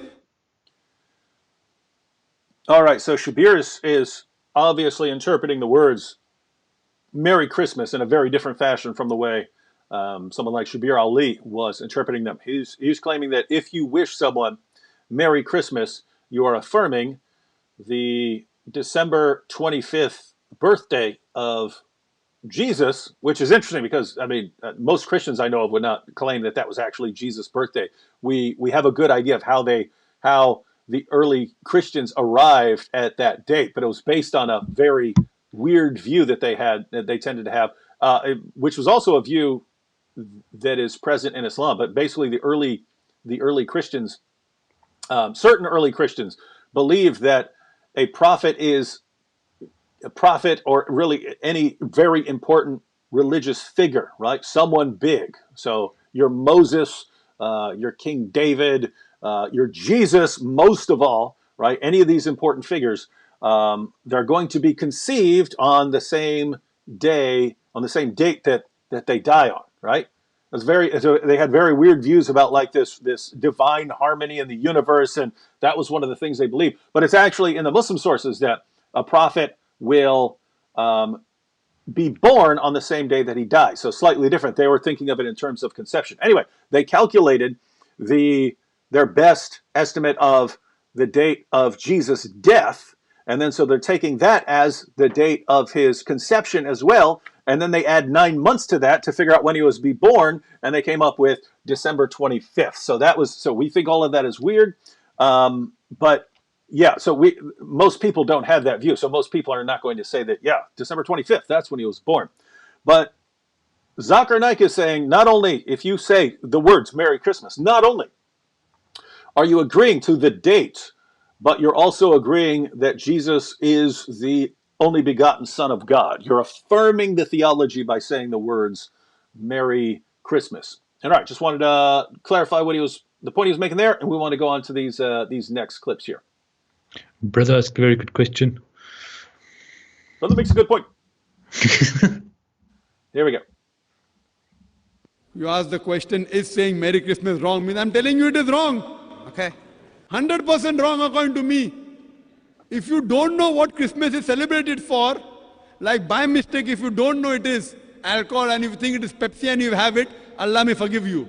So if you don't know what is Christmas standing for being in UK, do you know what Christmas stands for? Well, as of now, Or have you come from somewhere outside? well, as of now, I think it stands for a Do you know commercial. what? Do I you think it know? stands for a commercial business. That's what it Sorry? stands for. It stands for a commercial business, a place where people give each other presents. No, commercial. That- What is the excuse? No, don't. It's don't a beat around holiday. the bush. I'm asking the question. Do you know what is the excuse for commercial business? What is the excuse? Why do they celebrate Christmas? For what? Because it's the birth of Christ. Right, finish. You know about it? And do they consider Jesus Christ, peace be upon him, as the Son of God, begotten Son? Do you know that? Yeah, I know that, but If you know that, and then if you wish Merry Christmas, it is haram. So Shabir is laying out his position there. So notice Yasser Qadi, his position was, it depends on what you mean when you're saying the words Merry Christmas. Shabir's position was, we're in a totally different time. We have a more pluralistic society. People can wish us, happy holidays for our holidays, and we can wish them happy holidays on their holidays. We can say things like Merry Christmas. Whereas Zakir Naik is basically putting it as, you're either ignorant of what Christmas is or you know. If you came from somewhere that didn't celebrate Christmas and you said Merry Christmas because you didn't know what it meant, Allah might forgive you, just as He might forgive you if you think, oh, here's a soda, and you take a drink and it was actually alcohol. Allah might forgive you because you did it in ignorance. But Nike thinks that if you know, that's why he's asking the kid, do you know what Christmas is? Do you know what Christmas is? As soon as the kid says, yeah, I know what Christmas is, then it's haram. It's haram for you to say it. But Shabir is actually going to go further than that. So here's where things get interesting. Final Zakir Naik clip. He's a medical doctor. He is a medical doctor, all right. Would you want him operating on you with his great knowledge? You want him performing surgery? He's a medical doctor. He certainly is. All right, here we go. If you're coming from Timbuktu and you did not know, and in ignorance, if you wish, Allah may forgive you. If you don't know that is alcohol, and if you think it is Pepsi and you drink it, Allah may forgive you. But if you know it and you think you're building relationship, you know what you're doing? You're building a place in the Jahannam. So therefore, brother, for reaching any good means, you never have to adopt wrong means. You have to go as the guidance of the Quran and the Sunnah. Hope that answers the question. All right, so if you say Merry Christmas, you are building yourself a place in hell.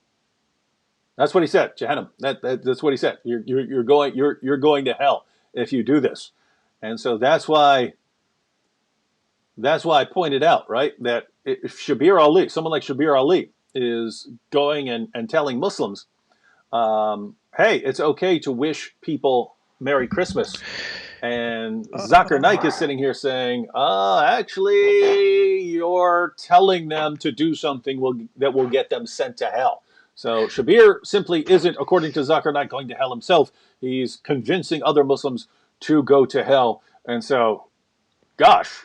If you come from Timbuktu and you don't know what Christmas is, then it is forgiven. Yeah, whatever. I'm starting to...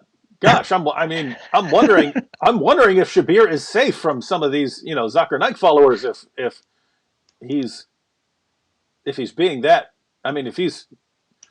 if you're a Muslim, you would have to, if you follow Zakir Naik and you believe what he just said, then you would have to regard Shabir as an evil, false teacher who's sending people to hell, He's not helping them; he's sending them to hell. Zakir Naik has a very poor logic. He's it's very typical actually of a preacher like him to be completely logically inconsistent and absurd like that. But he basically at the beginning of this speech he compared saying Merry Christmas in order to be nice to Christians or in order to make community with people who celebrate Christmas.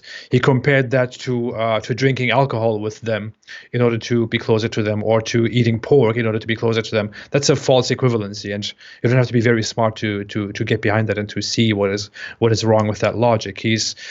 It is very clear that eating pork and drinking alcohol are in and of themselves forbidden acts that are considered dirty and considered evil, and that are called so directly in the Quran, in the Hadith. This is a very well-known issue.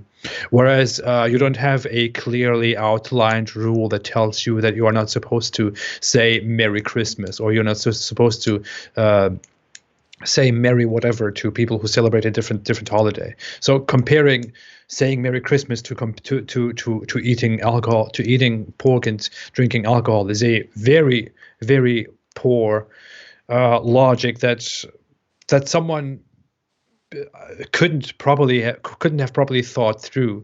But in Zakir Naik's case, I would just say that he speaks to an audience that is not very intelligent. And he's not very intelligent, although he is a medical doctor.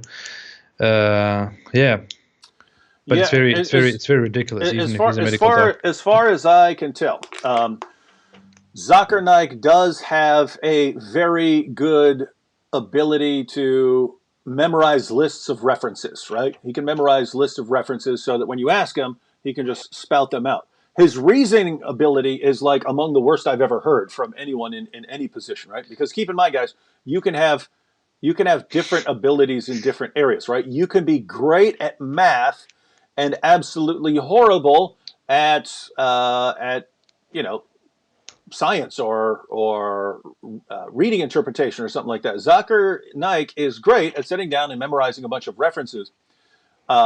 His reasoning is horrible, but I'm his sorry, I don't think there is an excuse for his absolutely terrible reasoning.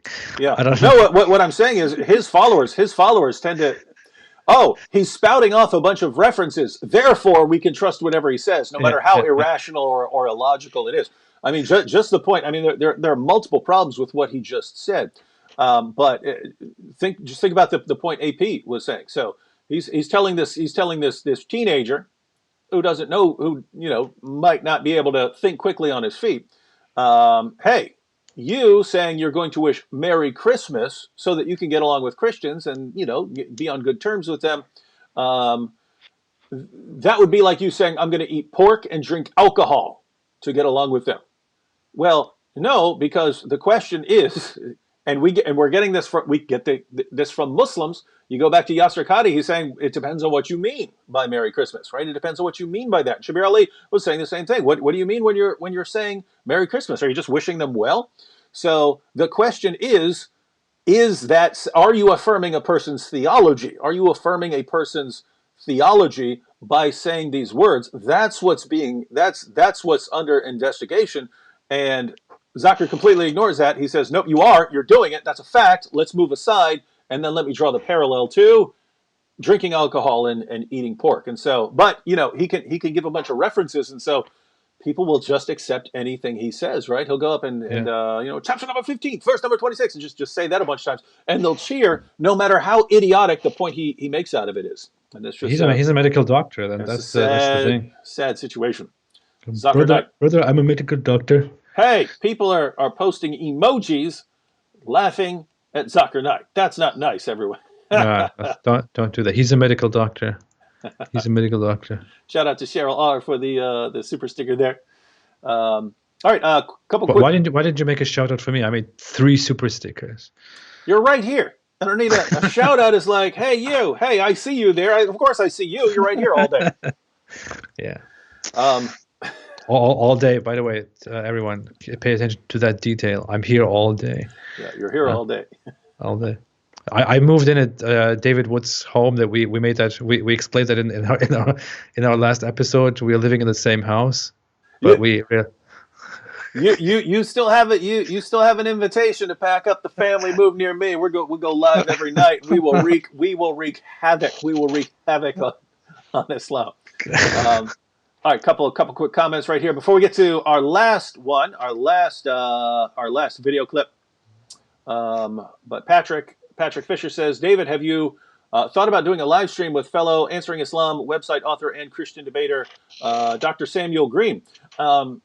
No, I haven't really, but that's because somehow in my mind I always think, he's if you're on the other side of the world, I think there's going to be like an internet problem or something like that. So he's Australia. So, but is that even the case? Like, I'm thinking there's got to be a delay in the signal getting to me or something like that. So is that actually the case? Guys, tell me, because I would love to have Samuel Green on there. He's put out a ton of awesome content, and he's a debater. So be happy to put that. Hey, people are posting tons of emojis up here. What are you guys laughing at? I see Sam Shamoon is here saying What? boring. Oh my goodness, where? Hater Shamoon. He can't get anyone to come watch his live stream, so he comes over here and harasses us. Yeah. Wow, this is bad. All right, so we have one more clip. Everyone. One more video clip. We'll discuss that a little bit, and we'll probably sign off. But looking for Sam, so I can just go ahead and probably pull up his comment to tell everyone how much I dislike Sam Shamoon. Yeah.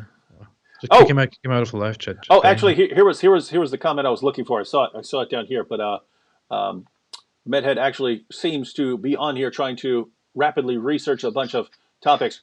But Medhead said, from a historical perspective, how authentic are the hadith? Is the Sahih grade academically reliable or only authentic from an Islamic perspective? I'll tell you what I think, and then AP can tell you what he thinks. I think the Islamic grading system is an absolute ridiculous joke. I think it contradicts itself. I think it's silly. I don't know of any non-Muslim who takes it seriously. So just to give you an idea of why it's silly. So think about this, right? You get a hadith. Let's say you've got a hadith recorded in Bukhari or Sahih Muslim, right? You've got a hadith. And the way these guys verified it, supposedly, was they would go to someone and say, hey, I heard you know a story about Muhammad. And you say, yes, and he tells the story. And he says, okay, where did you get that from? He said, oh, I got it from so-and-so. Okay, now where did he get it from? He got it from so-and-so. And where did he get it from? He got it from so-and-so. And then so you've got like these 8 names on this list that go back to a companion of Muhammad. All right, so this is the method.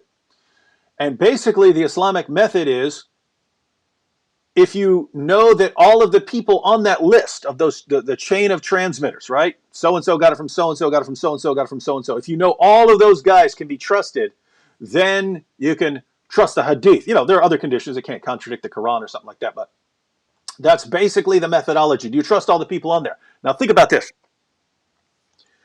How do you know if you can trust, person number 3 or 4 on that list? You'd have to believe that you have an accurate knowledge of his life and whether he was a really good Muslim, right? How are you going to know that? How are you going to know about that person? How are you going to know about all these people on this list to know that they're all trustworthy? According to the methodology, the only way you could know whether you know something about someone from a century or a century and a half earlier is to use hadith methodology. So how would you be able to learn about that person, right? Oh, would you have to have a chain of transmitters to go back and give you information about that person? How would you know you can trust all the people in that chain of transmission? Oh, because we'll study their lives. How are you going to study their lives? In order to know that you can trust these stories about these people, you'd have to have a reliable chain of. Do you see? You can never get off the ground with this, right? You can never get off the ground. You just have to believe. Okay, I believe I can trust these guys. In other words, you can't use. Put it this way: if Muslims were simply saying, "Hey, this is one way to do history, but there are other ways to do history," that would be one thing. If they're saying this is the only way you can confirm something historically, is this method of isnad criticism, then the method completely self-destructs. You can't use the method to learn about these guys because the method can never get off the ground. I'm trying to figure out how to make this clear. I'm just wondering, does everyone understand this? In order to know anything from history, you'd have to know that you could trust all of these different people. But wait a minute, that requires a ton of extra knowledge. Where are you getting that knowledge from? In order to know all these things about all these different men's lives, you'd have to know their life stories, but you'd have to be using isnads that lead you back reliably to them. Where are you getting this from? How do you ever find out if someone historically from a century earlier is reliable? To say he's reliable so I can trust what he says. How do you know you can trust what he says? Oh, because I have a reliable isnad going back to him? What? You're not getting the point. You're not getting the point. So that's kind of the problem with this methodology. So what they have to say is there are guys that we just regard as reliable, and maybe we have some comment somewhere about them being reliable, and we're going to accept that or something like that. But notice, if you can know about them, well, you could know about Muhammad using some other method, right? In other words, if you can know about this guy from a century after the time of Muhammad, and you can know that he's reliable because you somehow have magic knowledge about his life that isn't dependent on this isnad method, then why couldn't you know other stories about Muhammad that don't use the isnad method? By the way, Medhead, for about the first 2 centuries of Islam, there was no orthodox position on that, right? You had your Sira guys, so that's like people like Ibn Ishaq and later At-Tabari and so on. You had the Sira guys, and they had a different methodology from the hadith collectors. What happened is eventually the hadith methodology won out and became part of Islamic orthodoxy, even though if you go back earlier, they thought there were different methods of doing things. So when we actually cite and say, hey, this is a Sahih narration, that is for the benefit of the Muslims who are watching, so that they understand it's going to be difficult for them to get around the passage. Because if I couldn't conceivably care less whether something has a Sahih narration after, I don't trust their methodology, and I don't know anyone outside of Islam who does. What are your thoughts on that, AP? Well, there is a lot to say about that. I still want to make a video, a comprehensive video about how hadith terminology and hadith science, they call it science, works. It's the true science. The only other science is the science in the Quran. Yeah. The scientific miracle of the Quran. Doing that yet, because I just didn't find the time and the the willingness to actually make a whole video about that. But I'm surely going to make it quite soon sometime. I don't know, but it is ridiculous. It is by historical standards ambiguous at best, and it is not a reliable source. In historical standards, we would probably just refer to these hadith, or refer to things that are said in the hadith as it is said, or it is reported that this and this was that way, but we are not sure about that because this is only what some people said. I mean, I have an example here. We have in hadith sciences, we have this issue where we take numerous reports that come from different people, that come from 3 or 4 different people, for example. We put them together in the hadith books, and you can clearly see in the hadith books that there are 2 narrations that contradict each other. For example, a narration that is very popular and accepted as Sahih says, this is just an example that I just made up. It says, Muhammad bought a horse and sat on its saddle before he jumped up and down and said, cheese with holes tastes like socks. This was after the night prayer. This is, for example, what the hadith says. And then you find this hadith reworded in several ways, 2 or 3 times in the hadith book. But then you find directly after it, it also certainly, there is a similar report that has been reported twice, which says Muhammad bought a donkey and sat on its saddle before he jumped up and down and said, cheese without holes tastes like socks. And this happened before the midday prayer. So you obviously see that there is an inconsistency in these details between these two narrations, and this happens quite often in these hadith books, especially in books like Sahih Bukhari or Sahih Muslim or all these books. And but what Muslims do here is that they accept both of these reports. They say, well, Muhammad said that cheese with holes or cheese without holes tastes like socks. So some cheese tastes like socks, and he said that at some point during the prayer, or before the prayer, or after the prayer. So they cannot agree on the details of this, but they just accept that something like this happened. And you can see here that the reports that about this incident were. There was obviously something going wrong. People were mistaken about what actually happened. But Muslims nevertheless accept these reports as authentic, and even include practices, teachings that come from these reports into their fundamental Islamic teachings, and follow these teachings, and even make these teachings essential rules of their daily Islamic practice. This is how seriously they take it, although this is also so ambiguous. One other thing they do is they take a chain of narrators, for example, and they say this specific narration, this specific report is untrue because one person in this chain of narrators turned out to be a liar. He lied at some point, or he is a non-Muslim who slandered Muhammad at some point, which means that we cannot trust this certain hadith. But that is, again, by historical standards, not acceptable. You cannot just dismiss someone's report about a historical event just because that person didn't follow the right faith, or just because you don't like what this person said, or just because that person lied on a different occasion. That's not how history works. I've been amateurishly studying history since I started reading. So I have a passion for history. I kind of understand how it works, but hadith science is definitely not in accordance with historical standards and with how we judge historically what is right and wrong. And by the way, it is an increasingly popular thing to doubt the historicity of hadiths by some Muslims who have problems with these hadiths.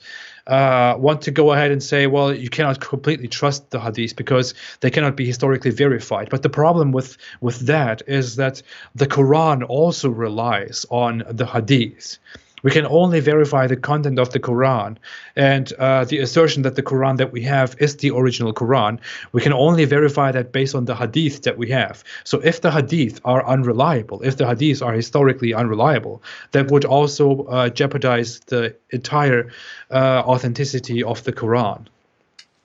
And yeah, that would give us a complete problem about cheese and socks. Mm-hmm. All right, so those are our thoughts. Those are our thoughts on Islamic historical method. It's kind of problematic. It sounds like people who didn't know much about how his historical method works tried to come up with a way of doing history, and it's that's, you could say that's fine. They were doing the best they could, but then it just, in Islam, it becomes, this is the only way to do history, and my goodness, it's a really, really bad way to do history.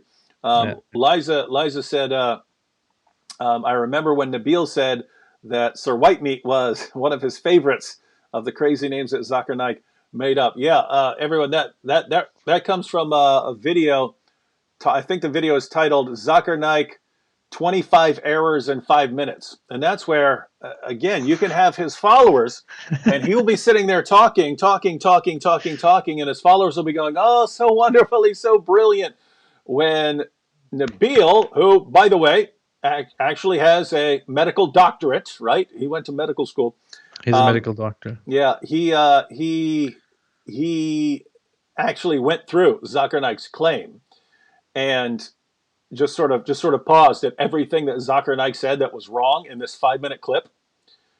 And it was 25 mistakes. It was 25 mistakes in 5 minutes. Now notice that's in 5 minutes, 25 mistakes. So that's about 5 mistakes per minute that he was making. That's on average a mistake every 12 seconds in what he was saying. And it just doesn't bother his fans. They just don't care. It seems to be, say anything you want, no matter how ridiculous it is, as long as you say it with confidence and sound like you know what you're talking about, because that's all we care about, right? It's what it sounds like his followers are saying. And that is disturbing. Mr. Whitemeat, yeah. Mr. Whitemeat. All right, let's go ahead and there's some more comments here, but let's go ahead and watch that last video clip just so we can get out of the way. So we got Zakir Naik's, we had Shabir's perspective, very, very liberal position, very nice. You have no problem getting along with Shabir. Yasser Qadi's position also seemed, his position seemed very balanced. Says, hey, if you're worried about wishing someone Merry Christmas, just figure out what you mean by it and then base your decision on that. Then we get to Zakir Naik. Nope, the only thing you could mean when you say Merry Christmas is that you're affirming Christian theology and you're confirming the doctrine, you're affirming the doctrine of the incarnation and the deity of Christ and the Trinity and so on. And so if you do it, you've just affirmed all of this, and you might as well, doing that, you might as well eat pork and drink alcohol if you're doing that sort of thing. Now we have this final this final clip. Save the best for last here. This is from Wajdi Akari. In his famous clip, unfortunately it's pretty low resolution, but still a classic clip here. All right, last video clip that we're looking at. No, we discussed this before, Akhi. In the lecture, Can I Celebrate This?, which the sister mentioned, I dealt with all these issues. You cannot say Merry Christmas, not even if an alien came and he told you, you cannot even say to him and say he's just an alien, I'm never going to see him again, he's not going to tell anyone. No Merry Christmas, not from a Muslim, not from a non-Muslim. It's not part of our deen, period. It's the concept that God was born on the 25th of December. That's as shirk and kufr as you can get. And you saying Merry Christmas, saying congratulations on your false religion, congratulations on your false understanding of life, you are congratulating them on the most evil of shirk and kufr. And as Ibn al-Qayyim said, this is worse than fornication and drinking alcohol and killing someone. Because you're approving of the biggest crime ever committed by the children of Adam, shirk. And you're saying to someone, no problem, Merry Christmas to you. That's what you're saying. I actually want to watch that one more time here. Pay attention once more to what this guy says. Just to read. First of all, notice he's not even correct in what he says. He says, if you say Merry Christmas, you're affirming that God was born on December 25th. No, the incarnation is God has always existed. God entered creation. It would have been at the conception, but the birth took place. And again, people don't even believe generally that it was on December 25th. That's just the day we celebrated on. But I've never met a Christian who thinks that God was born, right? It's that Jesus, with his human nature, although he also had a divine nature, was born, and we celebrate that birth as the angels did.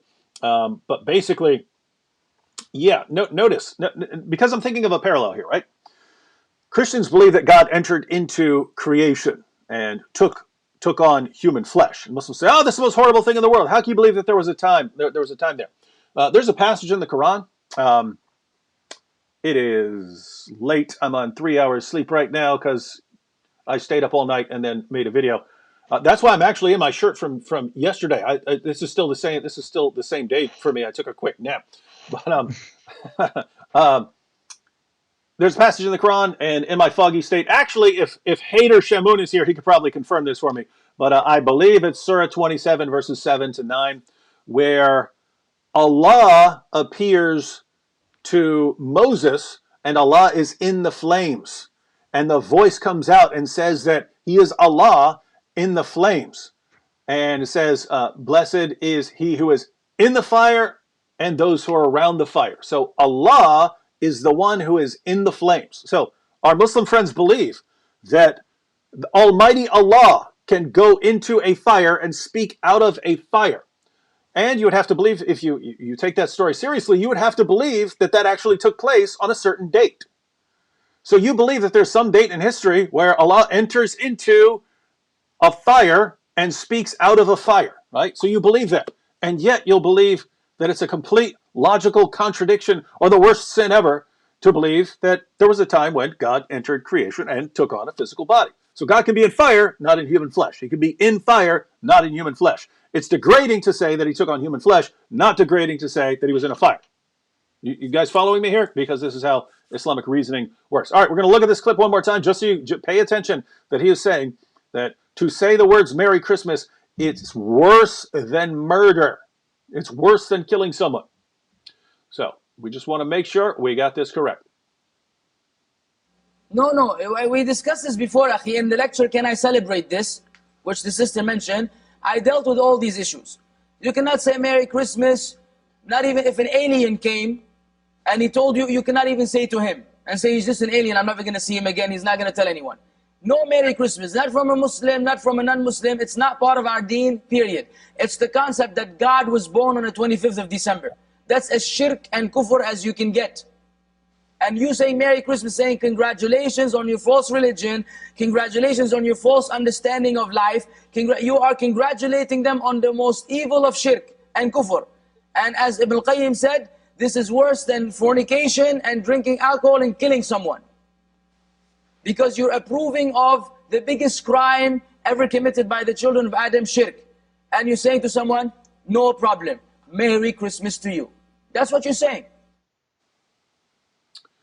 So, according to our friend here, if you ever have the choice between brutally murdering someone or wishing him Merry Christmas, you're better off brutally murdering him. You'd be better off brutally murdering him than saying Merry Christmas. It's not according to us. So notice here, because again, I don't really care whether people, say Merry Christmas. Don't really care. But the idea is, think about these different Muslim speakers. Shabir Ali, he's actually telling people, hey, it's okay to wish people Merry Christmas. And here you have a very, very popular Muslim on YouTube saying, no, if you say Merry Christmas, that's actually worse than killing people. And so Shabir would be regarded as someone who's telling his followers and telling Muslims to go out and do something that is worse than going on a killing spree. And wow. And then so you'd have to regard Yasser Qadi as a compromiser for saying, well, it's up to you. This guy said, no, it's not up to you. It's worse than murdering people. It's worse than fornication. It's worse than murder. It is. Yeah. So, all right. What are your thoughts on this, AP? It is terrible. I mean, of course, the notion that celebrating, that saying Merry Christmas was like celebrating blasphemy, which is worse than killing and all those things, is completely, if you think about it, in accordance with Islamic teachings and Islamic scripture, because in Islamic scripture that is the sin that you are not supposed to commit, and by celebrating Christmas, you would be approving of blasphemy, which would push you out of the religion, while murder would not eliminate you as a Muslim. So his explanation does make sense in Islamic in an Islamic frame, which is why you should stay away from Islam. Yeah. It's terrible, but I'm more just caught by the by the false logic that he brings forth in order to explain that this is blasphemy, which is a typical Islamic misunderstanding of Christianity and the Christian perspective on Jesus. I'm not a Christian, but I mean, I've studied quite a great deal, and meanwhile understand that Islam has a very ignorant and weird view on how Christians actually view Jesus and his divinity. And that ignorance doesn't come from Muslims. That ignorance directly comes from the Quran. The Quran makes this weird assertion, which is like that Christians call Jesus God, and they call Jesus the Son of God, and they think that Mary was also a goddess, which no Christian thinks, by the way, where the Quran is completely wrong. And the Quran's reasoning is that they both used to eat food, which means they cannot be gods. The Quran makes this interesting reasoning, and you hear this very often from Muslims who come and say, how can you believe that Jesus was God when he would eat food and he would go poop and stuff like that? You know, they say things like these. They say things like that and think they're making a great point, when Christians don't believe that. Christians don't believe that. I mean, you know better. Correct me if I'm wrong, but the belief is not that God was born and God was walking around and was God had specific needs and all that stuff. The belief is that God assumed a human nature in order to fulfill the role that needed to be fulfilled, which is God taking a human body, a human flesh, and then sacrificing the Son of God for the sins of humankind. So in that sense, it is not God that is who is born and who depends on things and who has needs. It is the human part of God that God assumes that has human needs, and that is also completely normal and completely in accordance with Christian teachings, because Jesus as a human must be as human as possible, which is why Christian scholars from the very beginnings rejected absurd claims, absurd teachings about Jesus. They rejected these early gospels as apocrypha that asserted things such as that Jesus would speak when he was a baby, because that makes Jesus that makes Jesus less human, and the belief is that Jesus was more human in his life on earth. So yeah, I don't know if I've been able to properly follow this through, or if it makes sense, everybody. But yeah, the issue is that Muslims have a completely false understanding of how Christians actually view Jesus and the nature of and the dual nature of God and human. Yeah, when it's interesting because they do have parallels in their own theology, which if we take their criticism seriously, we'd have to reject their theology as well. Before I mention that, quick shout out to those in the super chat there, because we have Mrs. Apostate up there. Oh, and nice. it's just several people saying Merry Christmas. So we have Mrs. Apostate there saying Merry Christmas, and Jack Ray saying Merry Christmas. And click on Cheryl R's, because there's, I don't know why, I just find it funny that she says Merry Christmas and she has Muhammad in his emoji saying looking at a cake, and I don't know why I find stuff like that funny. And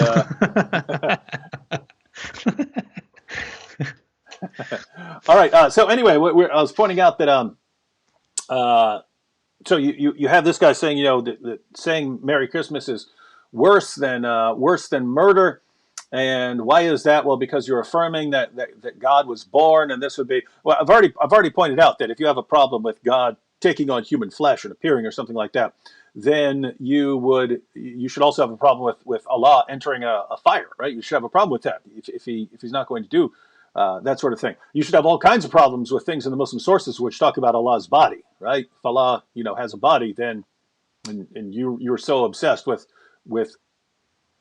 the God of Christianity entering creation and taking on a body, then you got some problems there. Third, I would say, I think the Christian view is God can kind of do what he wants, right? In other words, even apart from the incarnation, if God wants to just appear and eat a sandwich, he could do it. No Christian would say he needs to do it.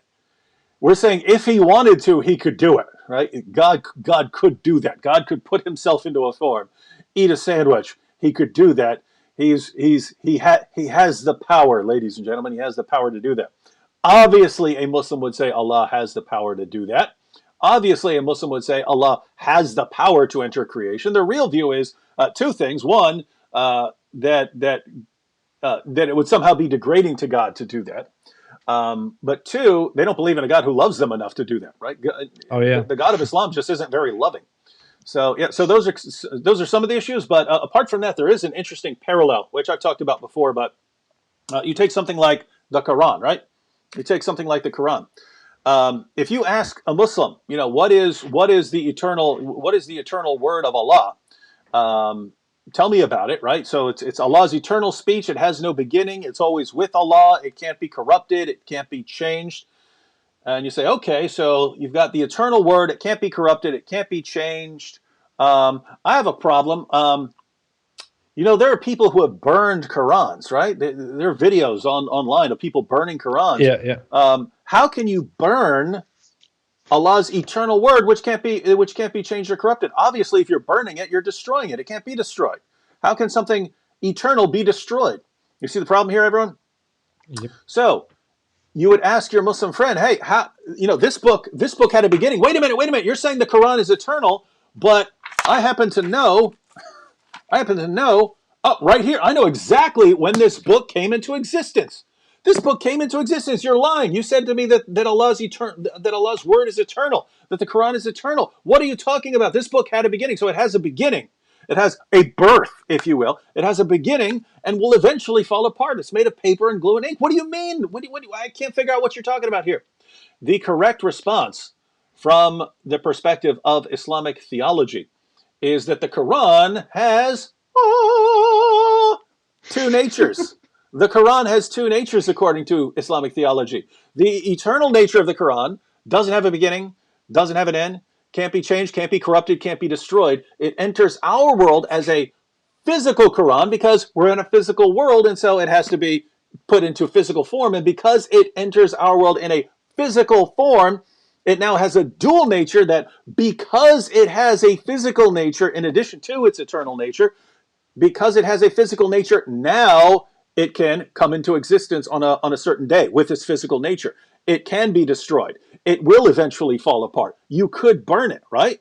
So because the eternal Quran took on a physical nature, now has a dual nature, all sorts of things can be true of this that would not have been true simply of the eternal Quran by itself before what you might call the incarnation, right?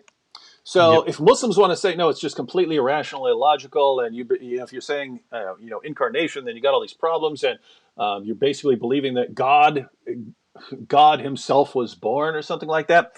Guys, if you ever decide to be consistent, you have to throw out Islamic theology, because you got a parallel. You have a similar issue. All right. Wait. Oh, here we have Chris K here. Chris K said, David, I just want to say that your How I Became a Christian video is the video that led to me being saved. You had verse Ezekiel 36:26 in it, and that's the verse the Lord used to change my life. You see that, Apostate Prophet? You Oh see yeah. that? Lives Yeah. being Yeah. changed. Yeah. Lives being changed. Where are you at? I don't want to employ any atheist propaganda right now, because we are on your channel. And I you would don't get want crushed! No. Keep in mind. Tons of lives are changing on your channel, as well as people are leaving Islam like it Of is an course, of Olympic course. sport over there. And keep in mind, everyone, we are just getting started. We're just getting started over here. You have any idea what we got coming up in? Is Sam Shimon here? I'm sitting here trying to go on a rant. You have any idea what we got coming up in 2020, ladies and gentlemen? It's going to get bigger. Keep in mind, AP hasn't even been doing it that long, right? How long you been doing this? Like, has it even been 2 years yet? It has just been 2 years. It's Yeah. just I been started 2 years. this December 2017. Yeah. Just been 2 years. Imagine 2 years from now. 2 years from now, we're going to have multiple million-plus subscriber channels wreaking havoc on people who want to destroy us. And speaking of people who want to destroy everyone around them, Sam Shamoon is here. Sam Shamoon is here. This is a guy who makes the worst live streams anyone has ever seen, and it's so bad that he just gives up and comes over and starts harassing people here. If you go to his live streams, the entire live stream consists of him blocking everyone, and then there's no one left. But some people feel bad for him. They feel bad for him because his head is like a giant pumpkin. So they'll go and watch him just, because they feel sad for him, and they don't want to feel like, hey, I got 0 people on my live stream. So they'll show up, but then he just bans them all for anything they say. And it's like the most pathetic thing I've ever seen in my life. So then he comes over here and starts talking trash to make him feel better. What kind of person needs to put another man down just to make himself feel better? Huh? Yeah, Anyone? Any idea? All right. Well, we are. And then even during his own live chats, he says stuff like, "Look at Apostate Prophet and David Wood. They have a lot of subscribers. I don't have that many. So please let's get it going." And then he comes here and says, "Oh, you guys are boring. I have no idea why you have subscribers." This is all that the work that he is doing consists of. I don't understand this. Yeah. Sam's like, you guys are doing it all wrong. You suck with all your tons and tons and tons of subscribers. I'm the one who knows how to do it over on my channel, where I just moan and wail all day and cry and insult everyone and block everyone. And I can't figure it out. Could you guys send me some subscribers? Wow. That's a winner right there. Sam, the winner Shamoon. Yeah. All right. Well, thanks everyone for joining us. It is what is the date? December 20. It's December 20th. I'll be putting out, Lord willing, a video about Bart Ehrman and Christmas tomorrow. Then a special Star Trek video where they actually made an important point about Christianity. I think I'll do that on Sunday. Other than that, I'll probably try and go live again once or twice before Christmas gets here. Thank you all for joining in. Shout out to everyone. Shout out to all the Boom Squad who are there. The faces do crack me up, even though I'm the one who had them, who had someone make them, but they do crack me up over there. People who are in the Boom Squad who signed up like almost a month ago, because it'll be a month at the end of this month. I did not think it was going to go a month, but I think your badge is going to change from Moomin Rider to to Genos, which should be cool because then I'll be seeing Genos faces everywhere. The Apostate Prophet, by the way, is going to be getting channel membership. So again, it's a good way to protect the channels. So YouTube wants to make sure it's making money and that it can block people for not making money for YouTube. Let's make sure that they can't use that against us. All right, so shout out to everyone. Thank you all for joining us. We'll see you again very soon. I want to say a few more words.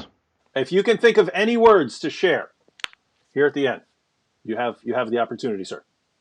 Oh, I'll come to that too soon. I just want to say a few important things, which is there is one person in the comment section with the username Great, Great, who has posted here at least 30, 35 times the same question. Oh yeah? And I haven't responded to it. He said, AP, when will you launch your Turkish channel? I can't see the comment right now, but I just want to respond to that because I've seen it so often, and I don't want it ignored. I didn't find the time yet for that, but I'm going to make it quite soon, I believe. The thing with me is that I have had so many plans in this year, and I just didn't realize how many plans I've made and how the number of plans that I've made is humanly not possible. It's not possible for a human to fulfill. I wanted to make something that includes music. I wanted to make a different channel about philosophy. I wanted to make a channel about I wanted to make a Turkish channel, a German channel. I wanted to keep writing my book and all that stuff. I don't know what I'm going to do eventually, but I want to soon make a Turkish channel, and the first video on that would be probably just a call to leave Islam, in which I tell Turkish people how their Islamic imams are lying to them and what Islam really is. Another thing is, some people pointed it out, I have a debate with Nader Ahmed on December 22nd on the scientific mistakes in the Quran. That will be on Aaron Ra's channel. Aaron Ra will host and moderate the debate between Nader Ahmed and me. It will be on the scientific mistakes. Should be quite interesting. Greetings to the Illuminati. I hope they noticed my signs that I've made throughout this live chat. I also want to say that. Oh yeah, and don't forget the hadith of the day. Today's important hadith of the day to all those who have missed it. Note this, write this down. We should make hadiths of the day quite often in the future. The hadith of the day is: Muhammad bought a horse and sat on its saddle before he jumped up and down and said, "Cheese with holes tastes like socks." This was after the night prayer.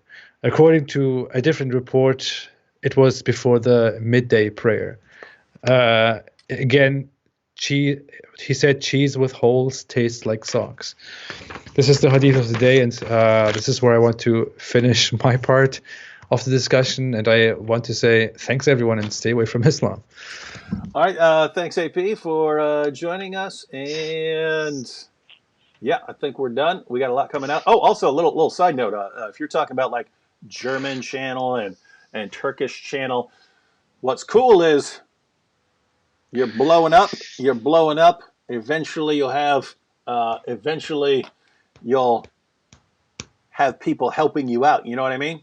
I should. Yeah. I can't do this all by myself. Yeah, like imagine you had like one or two people that you work with, and they help you out with the editing and stuff like that, and help you out with all the setup and stuff, so that you crank out a video. Then bam, you got your German buddy, and he immediately translates it.